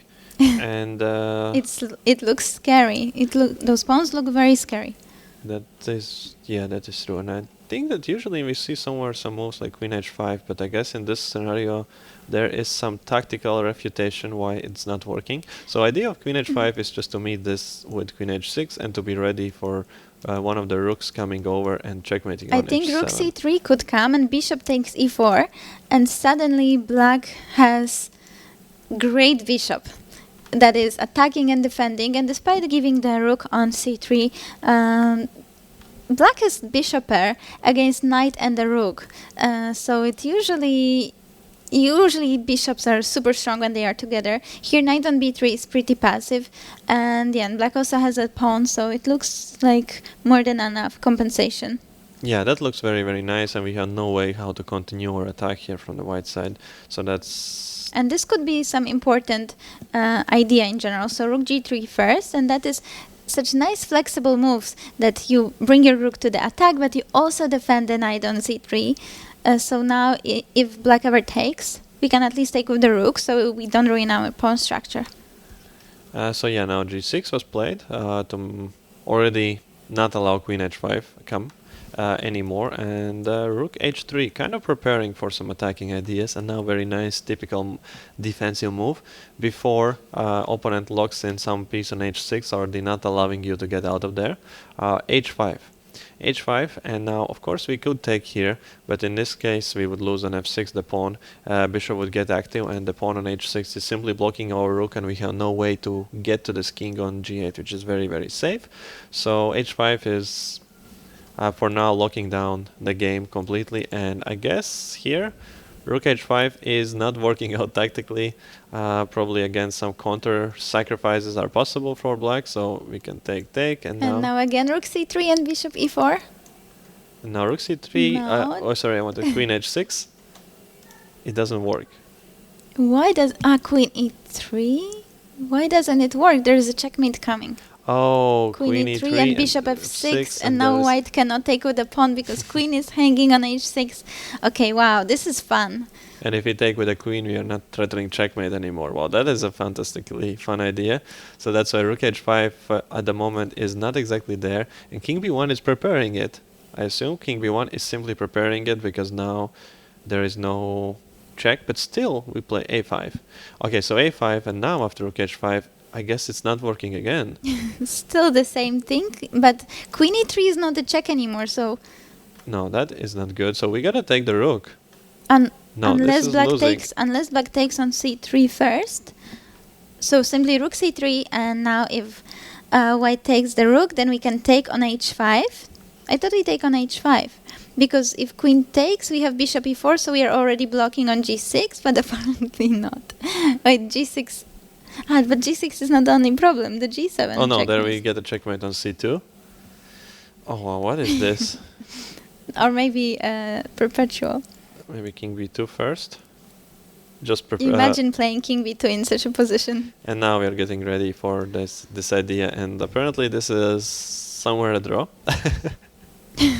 Queen f2, some crazy stuff for black, possible as well for both sides. But here a4, just a4 is the problem, and we are, I guess, too slow to checkmate the black's king, and the attack on the white's king is coming as well. Wow, this is crazy. This is crazy. It's amazing every game how we see Inian Pa just provoking his opponents in all those sharp positions. Just it's like so many. He's like always inviting opponent to attack, you know, and just to sacrifice something and so on. It's like, and it's up to you. Can you go there or can you not go there? And yeah, it seems to be that this time that defense was working out. And so that's why rook d4 was played to stop a4. But that is also crazy. How does he keep this pressure? Because in every single game, he, as you mentioned, he's inviting opponents to just come at him. But he needs to have nerves of steel and also very, very, of course, good calculation.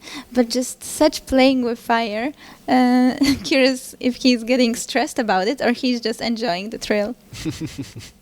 Yeah, well, we would have to ask him that. Very hard to say. Of course, just looking at the games, but it's certainly what he wants, that we know.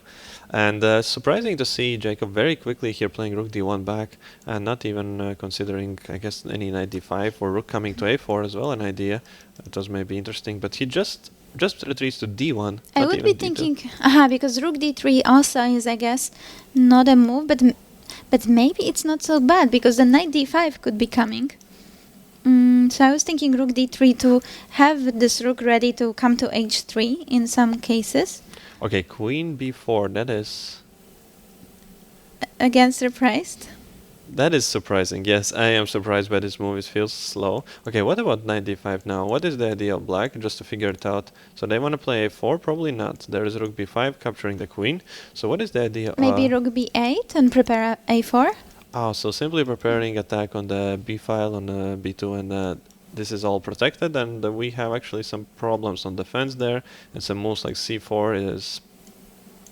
Then white is very passive, and yeah, if Bishop. queen has to stand on e2 to defend the b2 pawn, then there is no attack for white. That's a funny position. That is a very, very funny looking position. Both sides seems to be stuck, at least in this position right now. Maybe bishop c7 and just bringing the rook. It seems a bit slow, but if we cannot go bishop b6, then maybe bishop c7. Yeah, maybe something like that is playable. We could play something like knight a2, push the queen back, and then look to maybe block the attack through on b5. And that was like one of my ideas, just to completely take control over the light squares here. Say that black has nothing immediately, and then I'm gonna be preparing my sacrifices. But yeah, this is of course very, very Very specific. And okay, and now we assume that rook takes h5 is not working again for some reason. Probably the same. Apparently. I guess after rook h5 there is no immediate threat, so maybe... No, but here we could just to see. So this is not working out because So the threat is queen h4 and just going for the checkmate. I guess black can just prepare some attack on the f6 pawn. King g8, queen h4 and queen f3. oh, and now we attack the rook as well. Attacking the rook, and if ever queen h6 is coming, black can just take on f6. And here queen h5. Just blocking it out, and we are getting nowhere.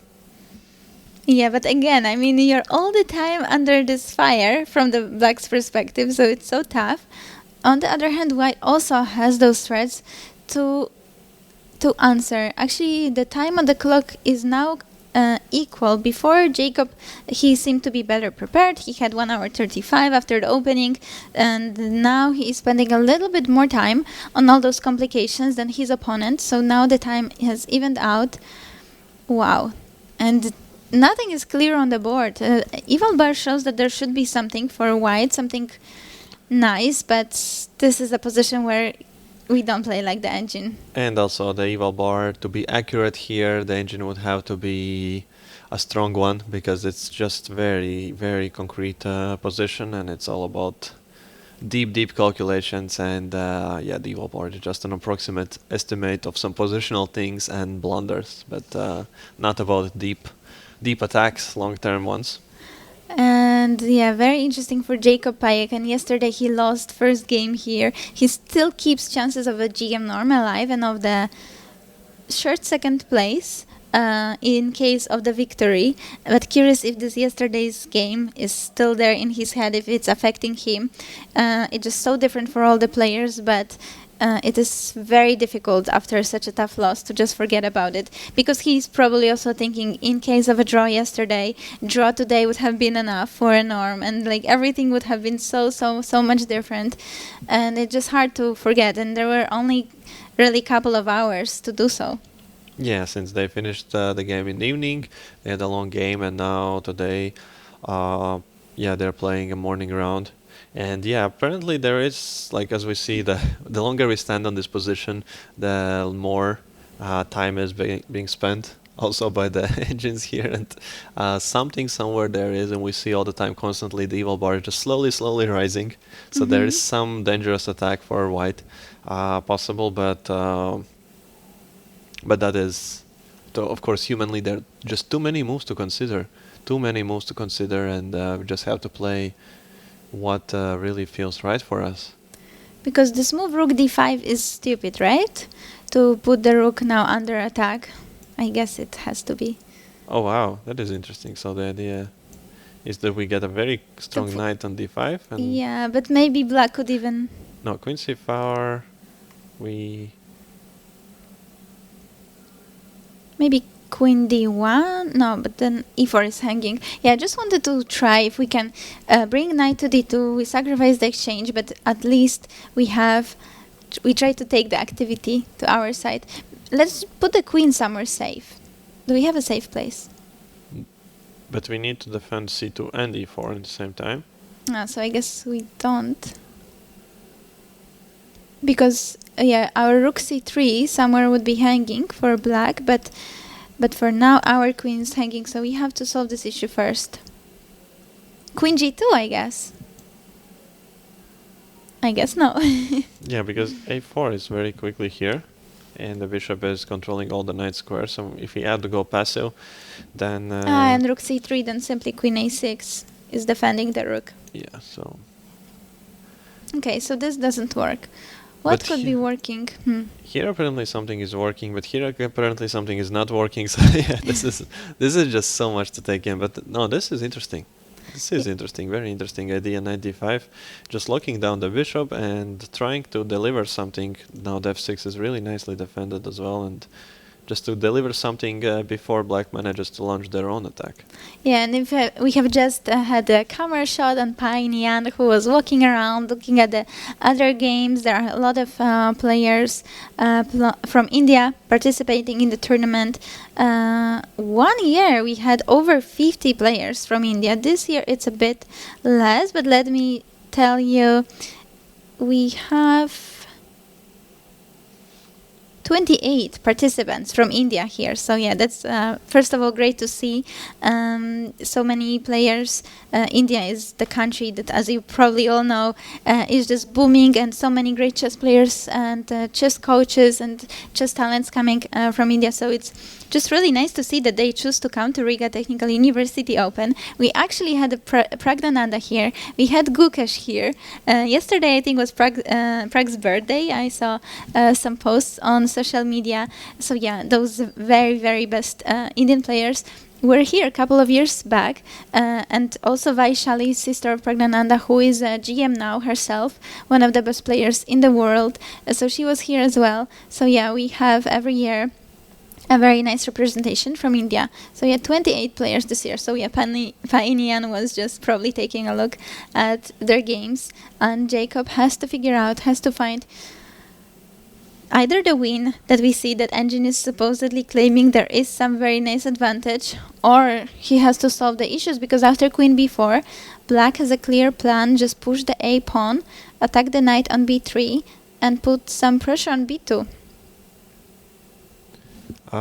Yeah, something he has to come up with, because Black's plan is clear.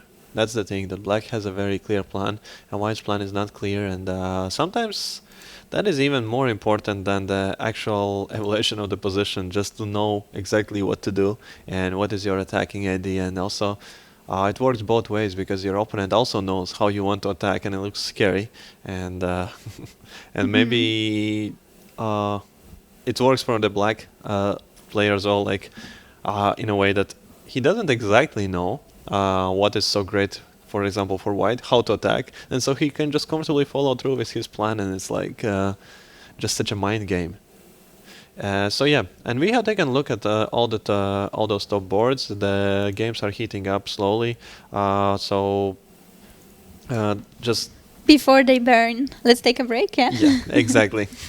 Okay, so indeed, let's take a quick break, and we'll be back with the rest of the final round action with you in a couple of minutes. So stay tuned, and we'll see you in a moment.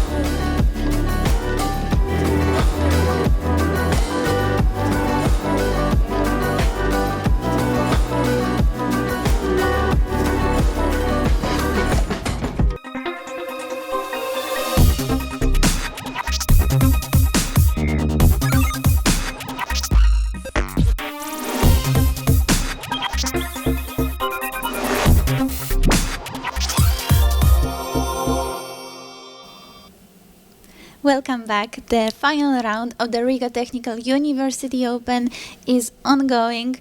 The action is in a full swing. However, we already know the winner of the tournament. We already have also even a Grandmaster norm, which is always a great news. But as you see here in the playing hall, still a lot of games are still ongoing. A lot of people are also watching, as you see, so it's always very fun.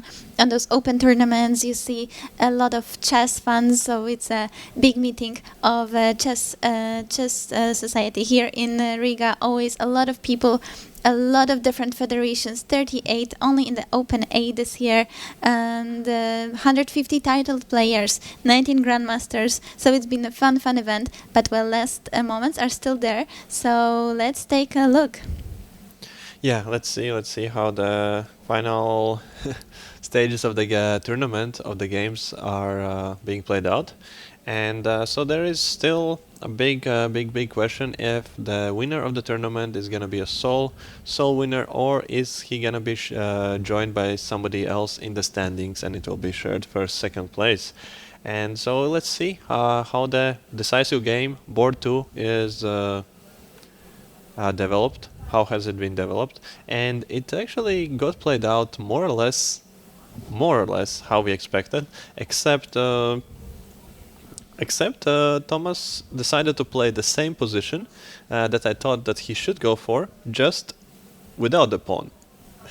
So we were looking at the position just after the opening, and yeah, so now it's equal material, but black has the doubled pawns on the c file. Oh, an agreed draw. Wow, we have joined this in a good moment.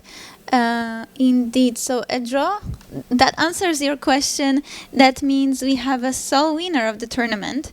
Nicolas Teodoro is the only player with 7.5 points. After this draw, no one else can catch him. So here we are going to have some massive sharing potentially with 7 points. Now already Joseph Girel, who made a draw on board 1, he is on 7 points. Those two players, Ilian Party and Laurushas, will have 7 points at the end of the tournament. And there we have some people who had 6 points, and in case of a win, they will join the shared second place. Wow. Yeah, the only and to really prognose who is gonna be ahead of who is very hard. Everybody is very tight together except for one player. If Jacob wins his game, then he is in second place for sure. Since his tiebreak playing on the first board the entire event is just way better than everybody else's in this point group. But other than that, to prognose who is gonna be second, who is gonna be in which place is completely impossible. Very interesting, because we thought Ilian Party had to win this game with white pieces to secure a Grandmaster norm. Maybe due to some other rules, he could be having a norm even in case of a draw. I'm not sure. His lowest rated opponent was rated 2093, and then for the norms, sometimes those ratings are brought a little bit higher. Till the 2200 is the lowest one brought. So I don't think it could be. Maybe he just assumed that he cannot win this position, that it's all too solid, and he doesn't want to risk, and that he's gonna offer a draw right now in this moment while the position is like Still safe? Yeah, still safe and seemingly very like tense on the board. You know, there's not any clear simplifications, any clear ways how to resolve the tension, and that in that case, yeah. It's a good moment to offer a draw before, for example, his opponent could find some strategical pushing idea where he's playing with no risk and no longer would be fine with the draw. But yeah, so what surprised me, exactly, so here we saw this line of taking on c4, and then the rook b8 got played. I was expecting for black to play here bishop d5, expecting f5, then queen c7, and basically playing exactly the same position that we had in a game, just still with a pawn on c6. So that would be an extra pawn, which I think changes some things quite a lot, since this tension is more easy to withstand from the black side. We have some more ideas on how we can use those pawns for some rook left squares, because there are those secured squares on both sides of this pawn column. But yeah, instead he chose to go for the for the setup of rook b8, now after rook e1, queen e7, just giving up on c6, and then after rook d8 playing bishop d5, so playing exactly the same setup, just without the pawn on c6, and yeah, so it would be interesting to know what was his reasoning for that. Perhaps that rook now on b6 is active, it's guarding the 6th rank, there is more piece coordination, and perhaps just because of that more easy to control all of the white's ideas as well. But the draw agreed, and still it's an incredible result for both players. They will be sharing second place. Lithuanian Grandmaster with the black pieces. He was there in the top. We were following a lot of his games. He has been playing incredibly well. And Ilian Pardy had a great finish, and this is what's so important in the open tournaments. So he won a couple of games, and he a little bit out of nowhere, but he claimed back, and actually his performance so close to the GM norm. Yeah, very, very incredible result. Let's remember, he's 15 years old, and he was fighting here with a very experienced Grandmaster, so well done to him. Yesterday he won Kacper Piorun's second seed of the event, and now drew confidently against Tomasz Laurusza, so well done. We see the players are still discussing the game. That's nice to see, but both have to be quite satisfied. I mean, sharing second place in such a strong tournament, it's a great result. Yeah, for sure, certainly. But then let's switch to board number 4, where there is a potential second place finisher playing, and the game in some ways developed how we expected it could develop. So knight d5 was played in this position, and so yeah, knight d5 was one of the moves that we thought that could be played. And what's interesting in this moment, the player with black pieces decided to go for the safe option. This was the first time we see him in this tournament doing that. Exactly, so he decided to exchange the queens. He exchanged the queens, and apparently, yeah, this queen c4 move was losing. It was losing for black on the spot, which was somehow not found. We were also looking at this position, and we did not figure out how it is losing, but it is losing, this is just funny to see, and would be interesting to manage to figure it out somehow. Yeah, it would be interesting to manage to figure it out. I couldn't stop myself, so I checked it with the engine though. And we don't have so much time. We have to follow other games as well. So let's just see. That was very tricky. Okay, I still don't fully understand, but I guess the idea is knight e7. So now there is a checkmate, so you have to take the knight. Otherwise, let's say king here, we can just checkmate. Oh, the queen, that's nice. Taking the queen on h5, sacrificing the queen, but king is in a mating net. All of the squares are covered, so that would be not possible. And if black takes on e7, apparently now white exchanges the queens, and that's some difference, because now after taking on e7, knight can still take on a5, then the e6 pawn is falling, and just too many pawns are not there. That was oh, we can just take on b7, right? Yeah, takes on b7, I guess, first, then take on d6, and despite the fact that black has one extra pawn on the king side, the fact that white has two pawns on the queen side, they're connected, they can easily move forward, and that should give white winning position. And this one pawn is completely blocking these two pawns, since we can never get past the pawn on g5. So yeah, I mean, this, of course, both players just missed this. For sure they missed it, because if black had seen this, he would not go for it. If white had seen it, he would immediately go for this, because this is so easy to play. Just two passers running, and so no complications whatsoever. It's just a safe game for winning advantage. Yeah, but it's really interesting that black decided to go for queen c4, because actually after knight d5, according to the engine, he really can overtake. He can go for this variation which we were mentioning, rook b8, and here apparently black is doing really well.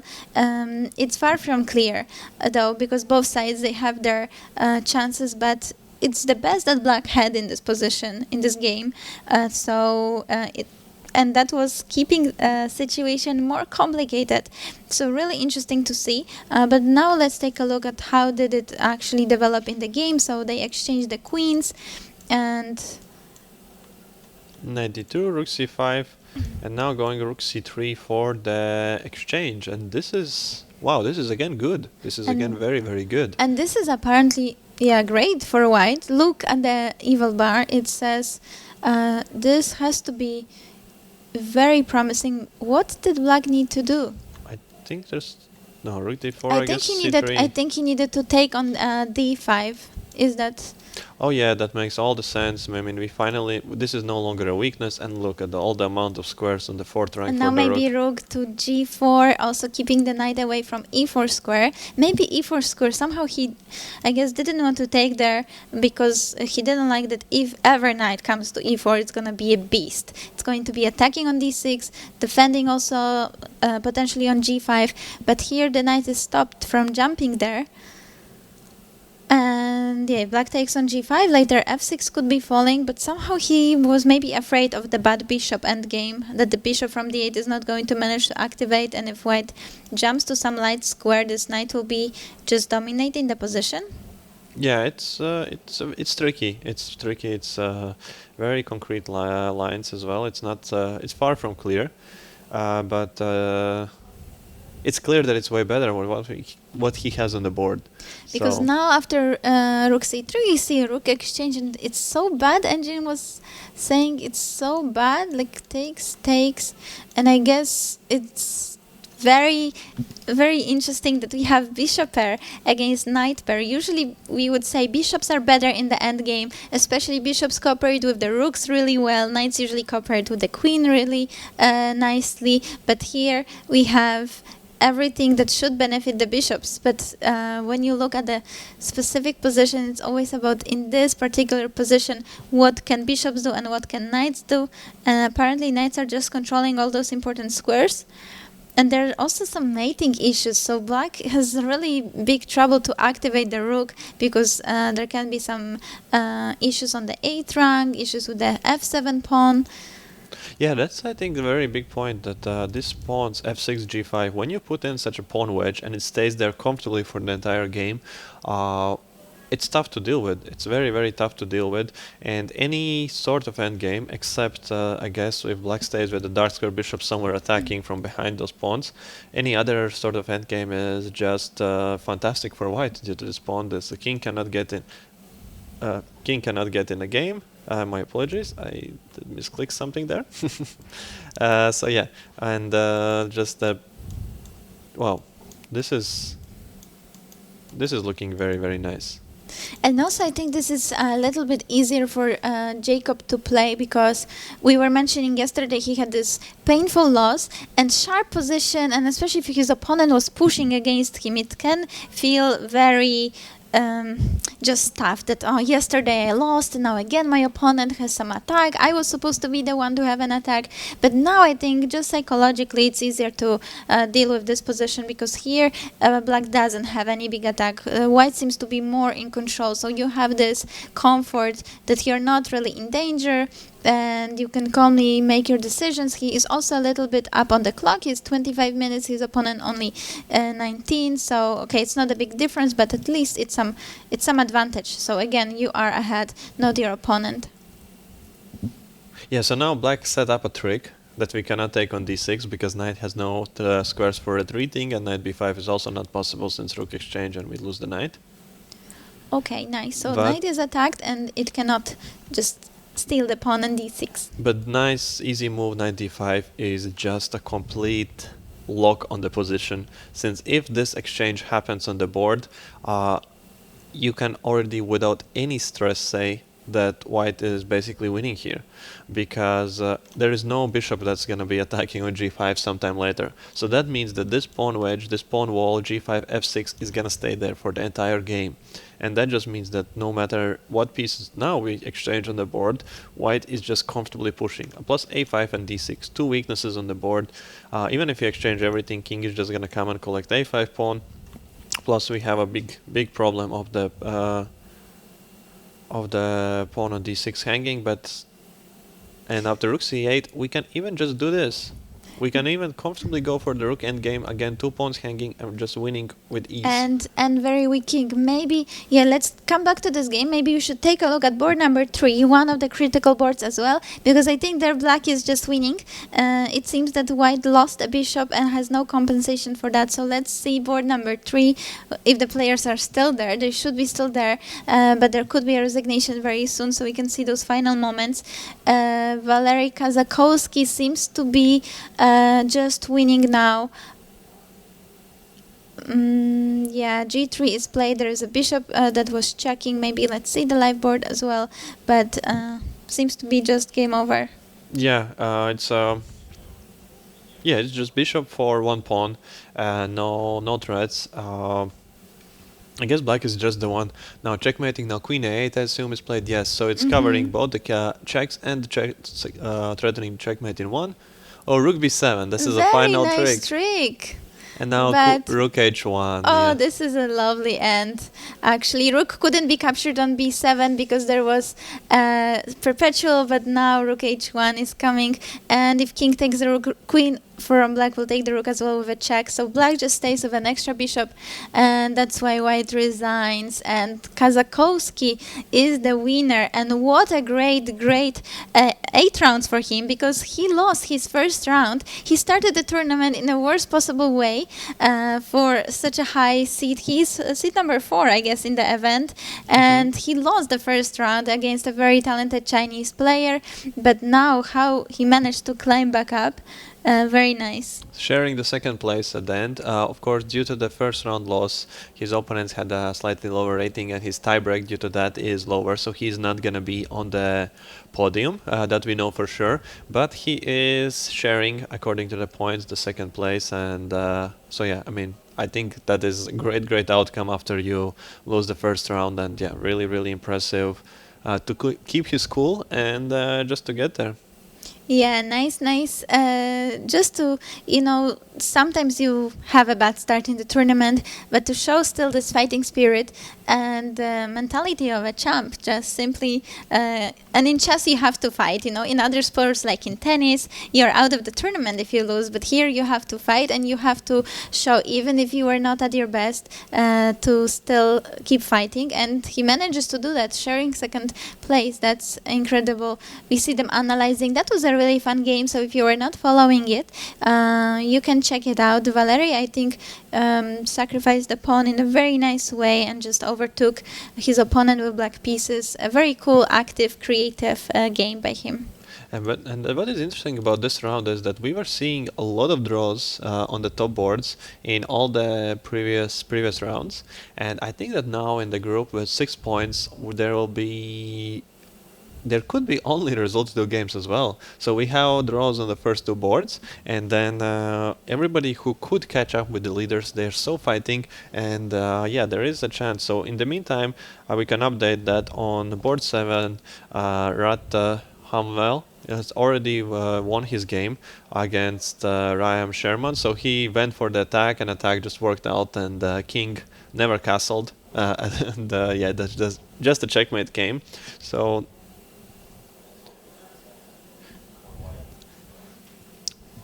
impressive way for him to come back, and I guess we could be joined also for a very short interview with a guest in the studio. So we can go for a small break and be back with you in a moment, already with a guest. Yes, stay tuned, and nice guest is coming, so we'll be back shortly together.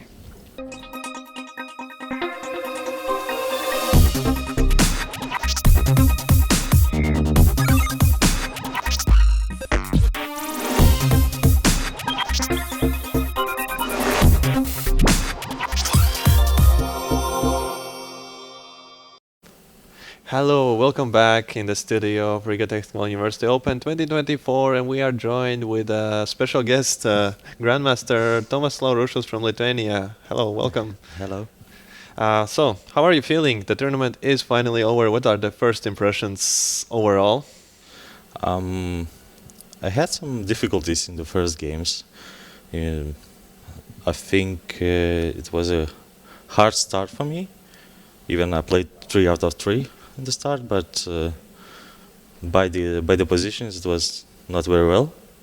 And then, as I remember, in the fourth round, I think I was winning easily, but at the end I was losing. So, so I don't know how I should say it about the tournament, but I think it's like everything is fine, and I'm curious about last game of mine because I knew something there, but at the same time I wasn't sure I was fine or not. So. So it was not a preparation. Your opponent surprised you? Yeah, because as I remember, there was of course, in the fifth board there was a similar position, right, with the queen h4. Yeah, we were looking that it's exactly the same position on this moment they had. Yeah. And there, after rook e1, black got a very, very nice game. So do you think this was your opponent's preparation, just judging from the fact how quickly he took on c5? Yeah, I thought he would play rook f1 instead of bishop takes c5. And in this scenario I can play with like bishop e6, start slowly, I think. And yeah, and this is how the other game also went, and after queen g3, just black had a nice, better endgame. There is no risk in this, I think. But after bishop c5, b takes c5, c4, I started like doubting my position somehow, because it's very clear that c5 pawn is very weak, and it's not so easy to make a decision here. We were here thinking that you'll go basically for what you went in the game in the studio, but just we'll keep the c6 pawn on the board. So we were feeling that maybe this line was the main one that you would be considering, and then queen e7 and like. Yeah. Exactly the same position as in a game, just we have you have a c6 pawn, but of course then you don't have the ideas of rook joining in the game through the 6th rank as you had for defensive. Yeah. But I wasn't sure like where is his rook better, or on b1 or on e1, because I played rook b8, rook e1, and we got almost the same position, right? Yeah, except without a pawn. Yeah. Yeah, but most likely I wasn't sure about the position where. Yeah, so let's go back a bit.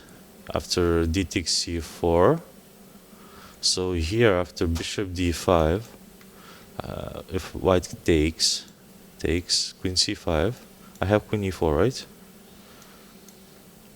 Yeah, and let's say at least perpetual rook c8 if I need it, but I think black is not worse anymore. yeah, So, should be yours. and after rook b8, what I did, rook e1, there is no such a line, right? So that's why I had to. So no longer bishop d5 is looking nice, right? Yeah, so there is no queen e4, so I think white is better. Yes, and then were you looking to play this game actually for a win, or you were just playing? No, I want to be sure that I will not lose. So I wanted to be secure somehow, but after bishop c6, I think everything was like very easy for me. Mm-hmm. Because And then let's go back a bit. Okay. As always, instead of bishop c6, I think he could have played c3 or something. Like one of the ideas, just after bishop d5, go back to b1 maybe, or c2, and then start push all the things. But I think rook b2 is too much now. yeah, he doesn't have f4 right now. Yeah. And then his whole plan seems to be not working if he doesn't get f4. Yeah, that's what I thought. Yeah, so that's why I played rook ab8 first, to make sure that none of these ideas will work.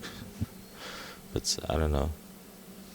Okay, so yeah, we were not considering, of course, c3 ideas, something so deep, and but bishop c6, it seemed very, very natural. And do you think that how the game developed, you think you were totally safe here? Yeah, like nothing. Okay, queen c6 was a very weird move. No. Yeah, it felt like it helped you a little bit.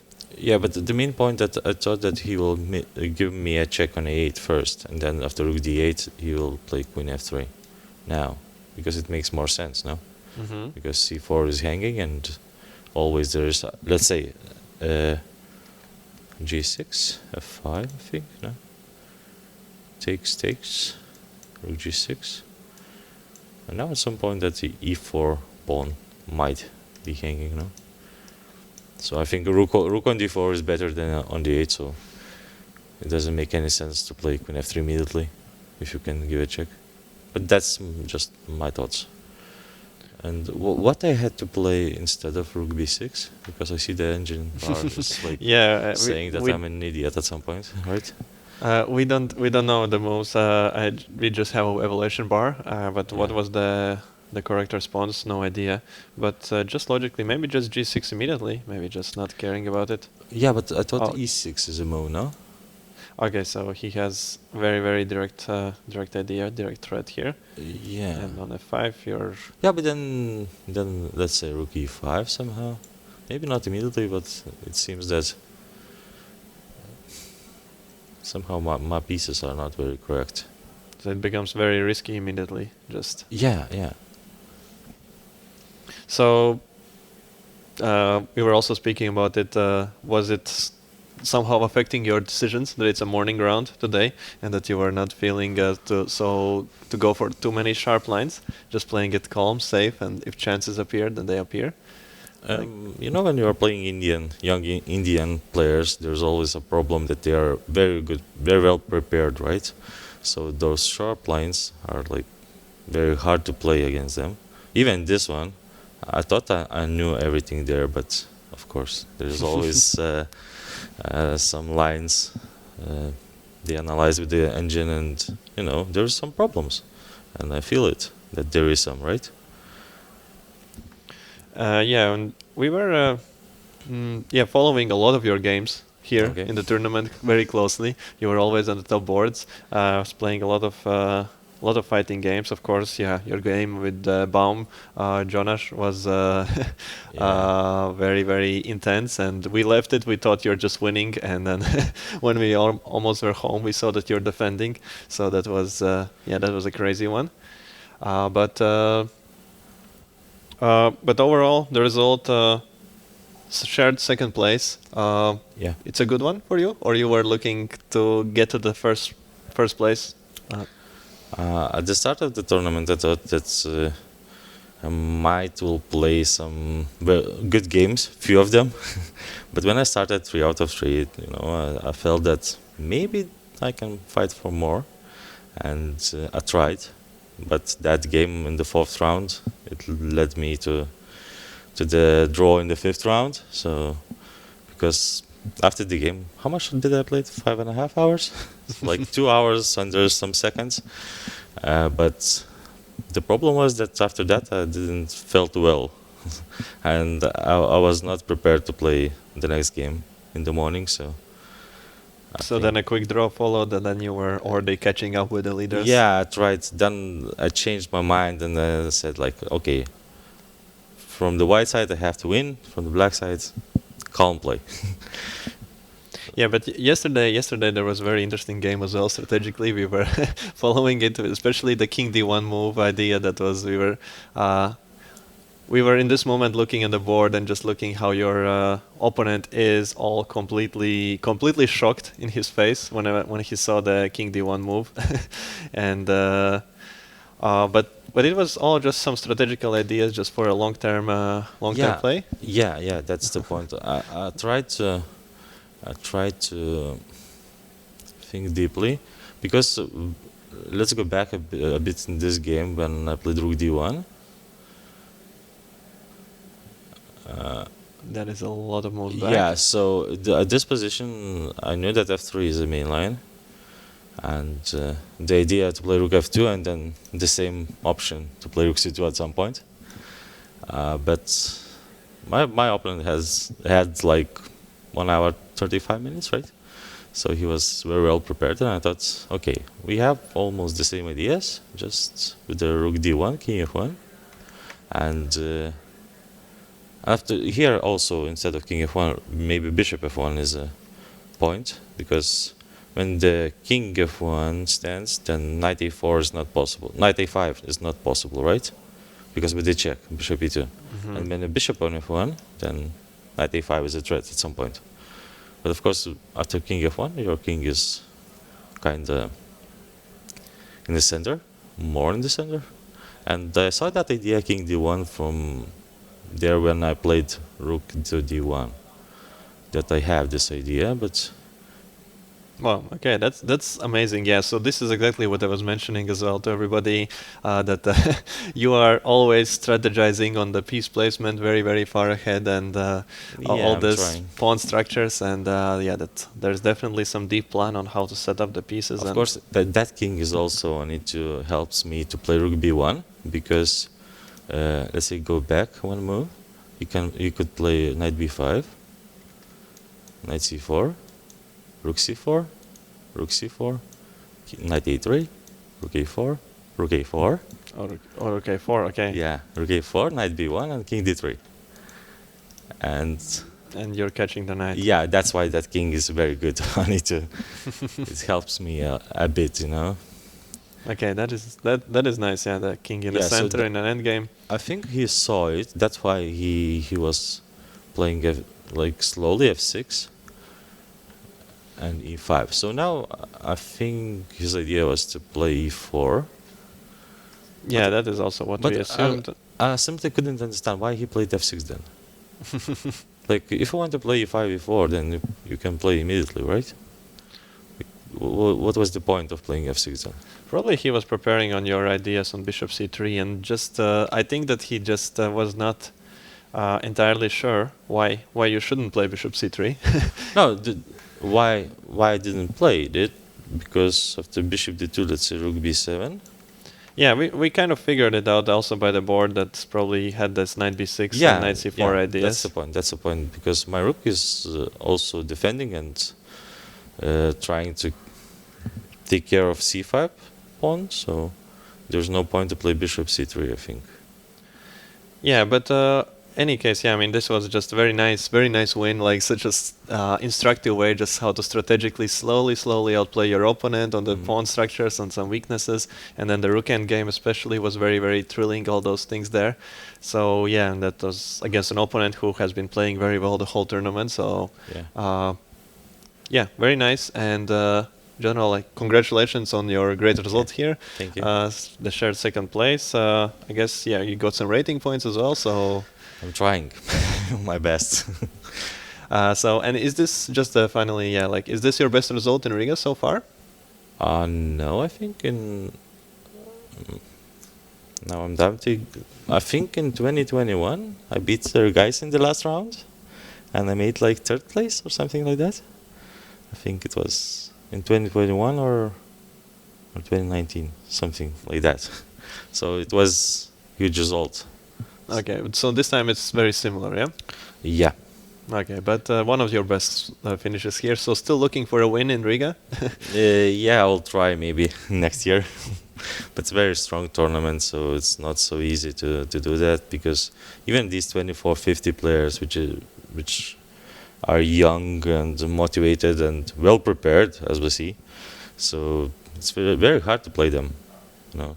It's very hard. Yeah, everybody has been playing very well here, so that's why it makes also the good result even more impressive. So yeah, congratulations. Yeah, thank you.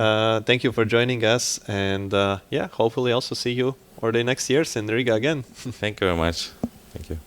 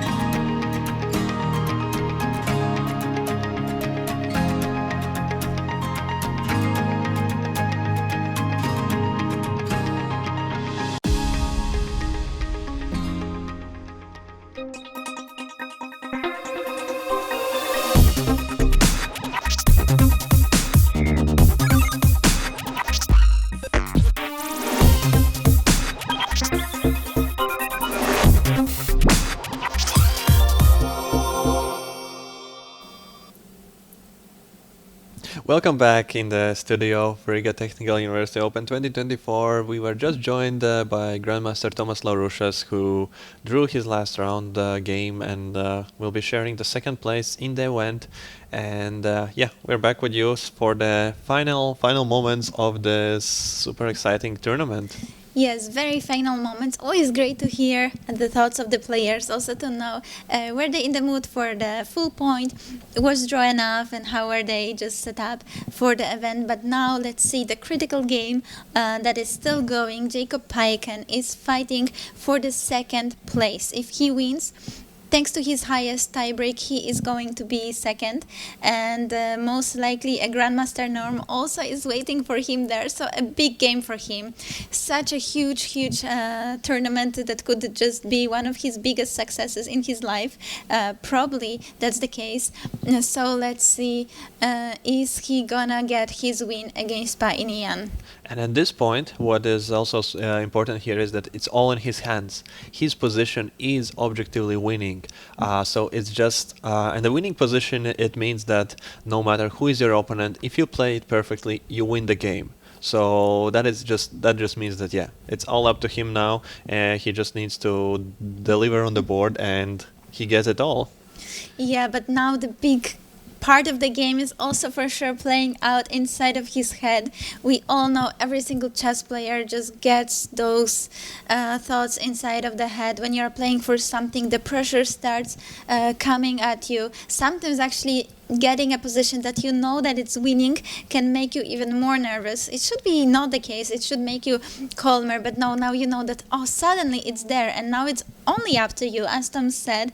And it can be a lot to handle. For now, he has been playing really well this endgame. He has activated his king. We see the knights are still dominating the bishops. He already also got a pawn. So he has an extra pawn on the queen side. Yeah. And now, I think just the human approach here is to make sure, first thing is that there are no tactics, no problems, theoretical even, with anything. So just to secure the pawn structure, I would be looking just to play b3 here with an idea to get c4 on the board. Because if you get c4 on the board, we have a lock on the position. And then I can slowly think about all sorts of follow-up ideas on how to turn this around. But of course, the position looks pretty. The knights are active. There could be something more direct, more just deadly immediately to deliver on the board.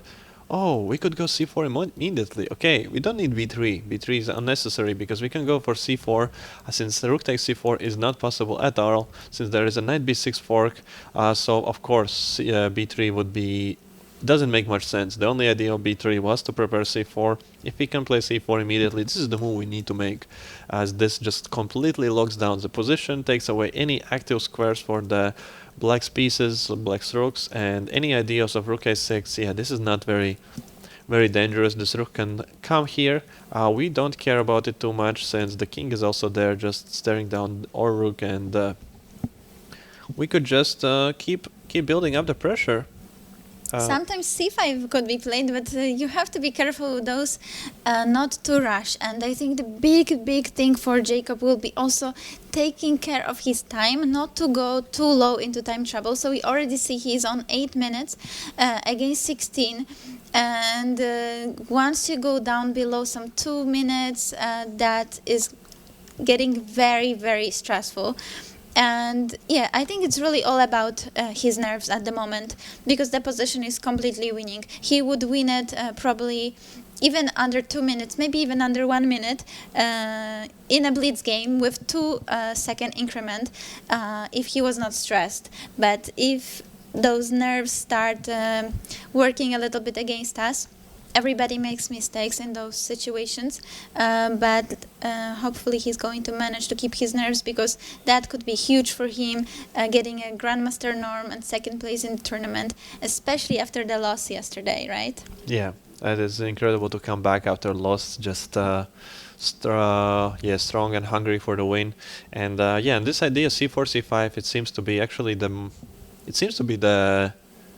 easiest one to play. So now if black takes, even though we are supposedly getting rid of this d6 pawn, which was a weak pawn, but we are getting even more access to the position. Our king can come to b6 as well. So b pawn is now just a pass pawn that can roll, and king is getting very weak for black because the d6 pawn was actually guarding the king, but here we could have some checkmating nets. So yeah, this is nice, but it can be a little bit scary to, like, not scary, but feel maybe that you are going for too many simplifications or you're pushing it too much. All those thoughts that we have during the game when we really want to win and we need to win. Yeah, in this Could position, the be. very big deal is that, of course, the king is always in the mating nets as well, thanks to the f6 pawn. But the other thing is that we don't have any options to take bishop d5 and then just to get active with our rook, because king b6, king b7 just traps the bishop. Just the bishop has no moves from b8, and that is the main problem here. So the d6 pawn exchange did not help that, because there's another pawn on e5. If we could teleport this bishop somewhere to another side of the board, e3, f4, h4, doesn't matter, just somewhere from behind where you can defend and attack, it would be a completely different game. But as it stands right now, there's no way to activate it. And Jacob is already spending 8 of his minutes on this decision, so that's more than half of his time. He needs to be quite careful here, but the position is completely winning for him. Very nice case of dominating on the board, and I think c4 was played. c4 is on the board. Very nice, very, very nice to see that. Yeah, so once again, rook cannot take this pawn because knight b6 is a fork, so attacking the king and the rook, so then black is losing the rook, so that cannot be taken. And yeah, then just, going forward. The only thing not to do in the next move is don't play b4 to get to even more space, because that would put the white king in a checkmate. So yeah, you don't want to do that. That could be, considered because you want to push forward, you want to get c5 on the board, but yeah, not with the king on a5. So now black is still thinking, but yeah, c4 was just played. Yeah, maybe something like king e6 could be played here by black alternatively, not rook a6 immediately, exactly, to hope for some b4 ideas. Now also there is no fork, so white has to decide if that is just simply defend the pawn or something else. But here also just king b4, getting away from the checks. The king went to a5 because there was a pawn on a5, so it has done its job. It took the pawn, and now we could just retreat backwards with the king and just look to regroup already for different plans in this game. And there are no weaknesses, nothing that can be attacked. Yeah, and just make a move, just make a move, just get the time, try to use your opponent's time to think, because this is a complete domination. So if white doesn't blunder here anything, he just has to win this game. He has an extra pawn, he has attacking ideas even against opponent's king. So yeah, this is really a really great situation for Jacob Payekan. In the meantime, one of the games between leaders, not direct leaders, but those top players. So board 5, we have a draw between Yevgeny Zanan and Kandurak. So after all, we have some draw there. Yeah, in a very hard fought out game, the final position, black had an extra queen, but is not able to make any progress, and the draw was agreed. So yeah, that was an intense game, very full of all sorts of events. And so there was a draw, which is also interesting. So on board 6, Simon Lamaza is still pushing slightly better position, so he's still trying to fight for his GM norm.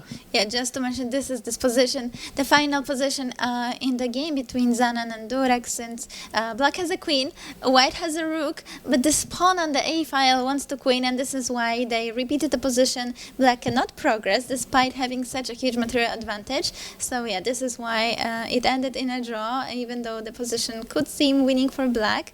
But yeah, this game is already finished, and as Tom's mentioned, on board 6, Simon Lamas is still fighting.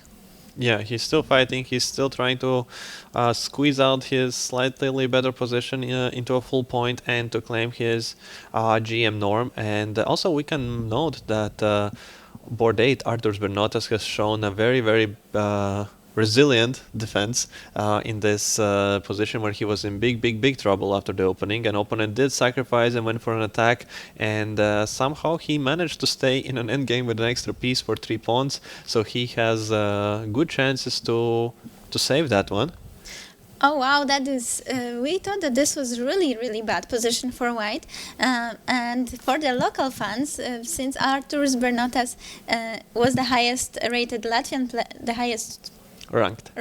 Latvian player before this round, so he has a big chance to stay there and finish the tournament as the best performing Latvian player.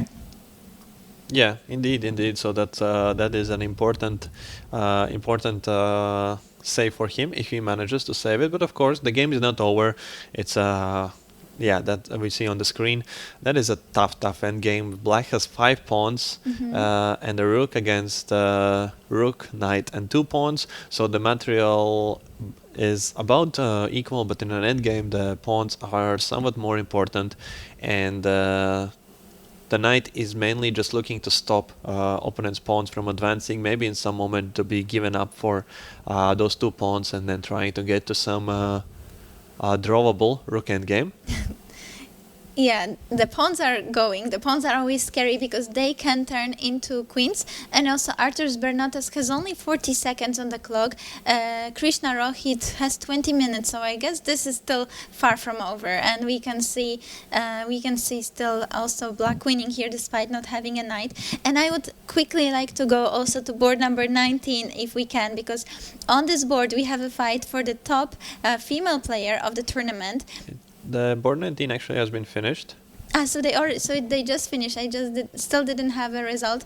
So that means that Ellen Roberts, thanks to that victory, is going to be the best lady of the tournament. She wins the game. She had the same amount of points as other female players that were in the top, Agraval Vantika and Josephine Heinemann, but they drew. And they were playing very strong opponents. So actually all those ladies, they had a very good performance in the tournament.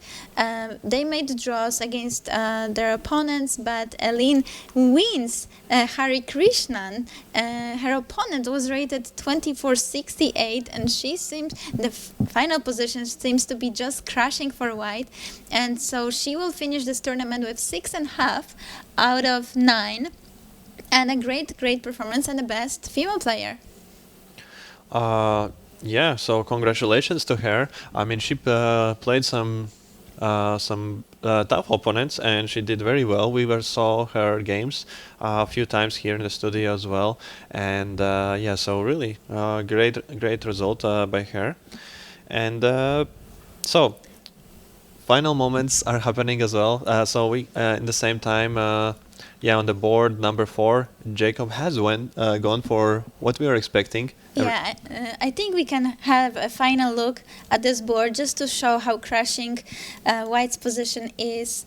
Here is Jacob. I think he is also now, he seems to be very already confident. He is more relaxed. He's not even shaking. Usually chess players are shaking a little bit when they are still tense by the board, but he seems already to be confident that he has this game in the pocket. He went for c4, c5 idea, which is just crashing through opening another file to the opponent's king. Also the b pawn, his passed pawn can be an issue, and his position is just completely winning. So this is going to be most likely second place for him in this tournament, and also a Grandmaster norm. So incredible performance by this player here. Yeah, really incredible. And so if he does win, then he'll be sharing the second place with the rest of the people who will manage to score 7 points. So that we already know that includes Ratanvel. We know that includes Giraud Joseph, Ilan Party, Larushas Thomas, Kazakowski Valerie. And still could be some maybe Rohit or Bernotas Artūrs, who knows, because an extra knight also can make some tricks. So knights are unprognosable. Yes, Simon Lamas could also join him. He's pushing in a better endgame, and he wants to win this not only for the final standings but also for the GM norm. So yeah, a lot here is at stake for those players. Grandmaster norms can be life-changing. Great results can be very important because that allows some, not only in the prizes, but sometimes players get some sponsorships, they get support from the country or clubs. So those are very important moments for them. And here we have Jacob most likely winning this game and scoring one of the biggest, if not the biggest, result of his career. Yeah, and then also we could see a situation where in this tournament actually are made, so if he wins, this is for sure the second Grandmaster norm, but it could be even 3 or 4 Grandmaster norms in an event. I think that could be a new record for the Riga Technical University Open here, and also not including even the international master norms that I know that there are at least few already as well. Some were already secured after round 8. So yeah, this is great event for players seeking norms and also for younger players just gaining experience. Yeah. We see Jacob is relaxing. I think he's just taking off the tension of his body, but he's walking around. That means he is really feeling fine in this position. He knows he is winning this game, and he is not even anymore that stressed. So well done to him for keeping it cool under the pressure. Of course, the game is never over till it's over, but yes, it seems that this is the player who will get the second place here in the tournament. And as Tom's mentioned, a great event, a lot of norms. We had 150 titled players, 19 Grandmasters. Overall, in the whole festival, there were over 500 players from abroad here, because we had not only Tournament A, but also B, C, D. There is still today a Blitz event happening. So if you are somewhere around Riga and you think, ooh, well, this is so cool to play this game, you see that so many exciting games, and you got the urge to play yourself. In the evening after the closing ceremony, there is going to be a Blitz tournament, so you can still join the fun here at the Riga Technical University Open, and hopefully we'll see you next year. So as you see, it's a great event. It's a place to be in August, in summer. So mark your calendars, and for now we will be saying goodbye. Yeah, it's been a pleasure. It's been a fantastic week. It just flied by without even noticing. But yeah, great to have seen all those fighting chess games, and thank you all for watching. And we are gonna be finishing the live coverage of this event. Yes, thank you so much, and yes, stay tuned for the next year, and hopefully see you then. Have a great afternoon, and yeah, thanks Toms as well, Yeah. and Thank you, goodbye. Anna, and goodbye everybody.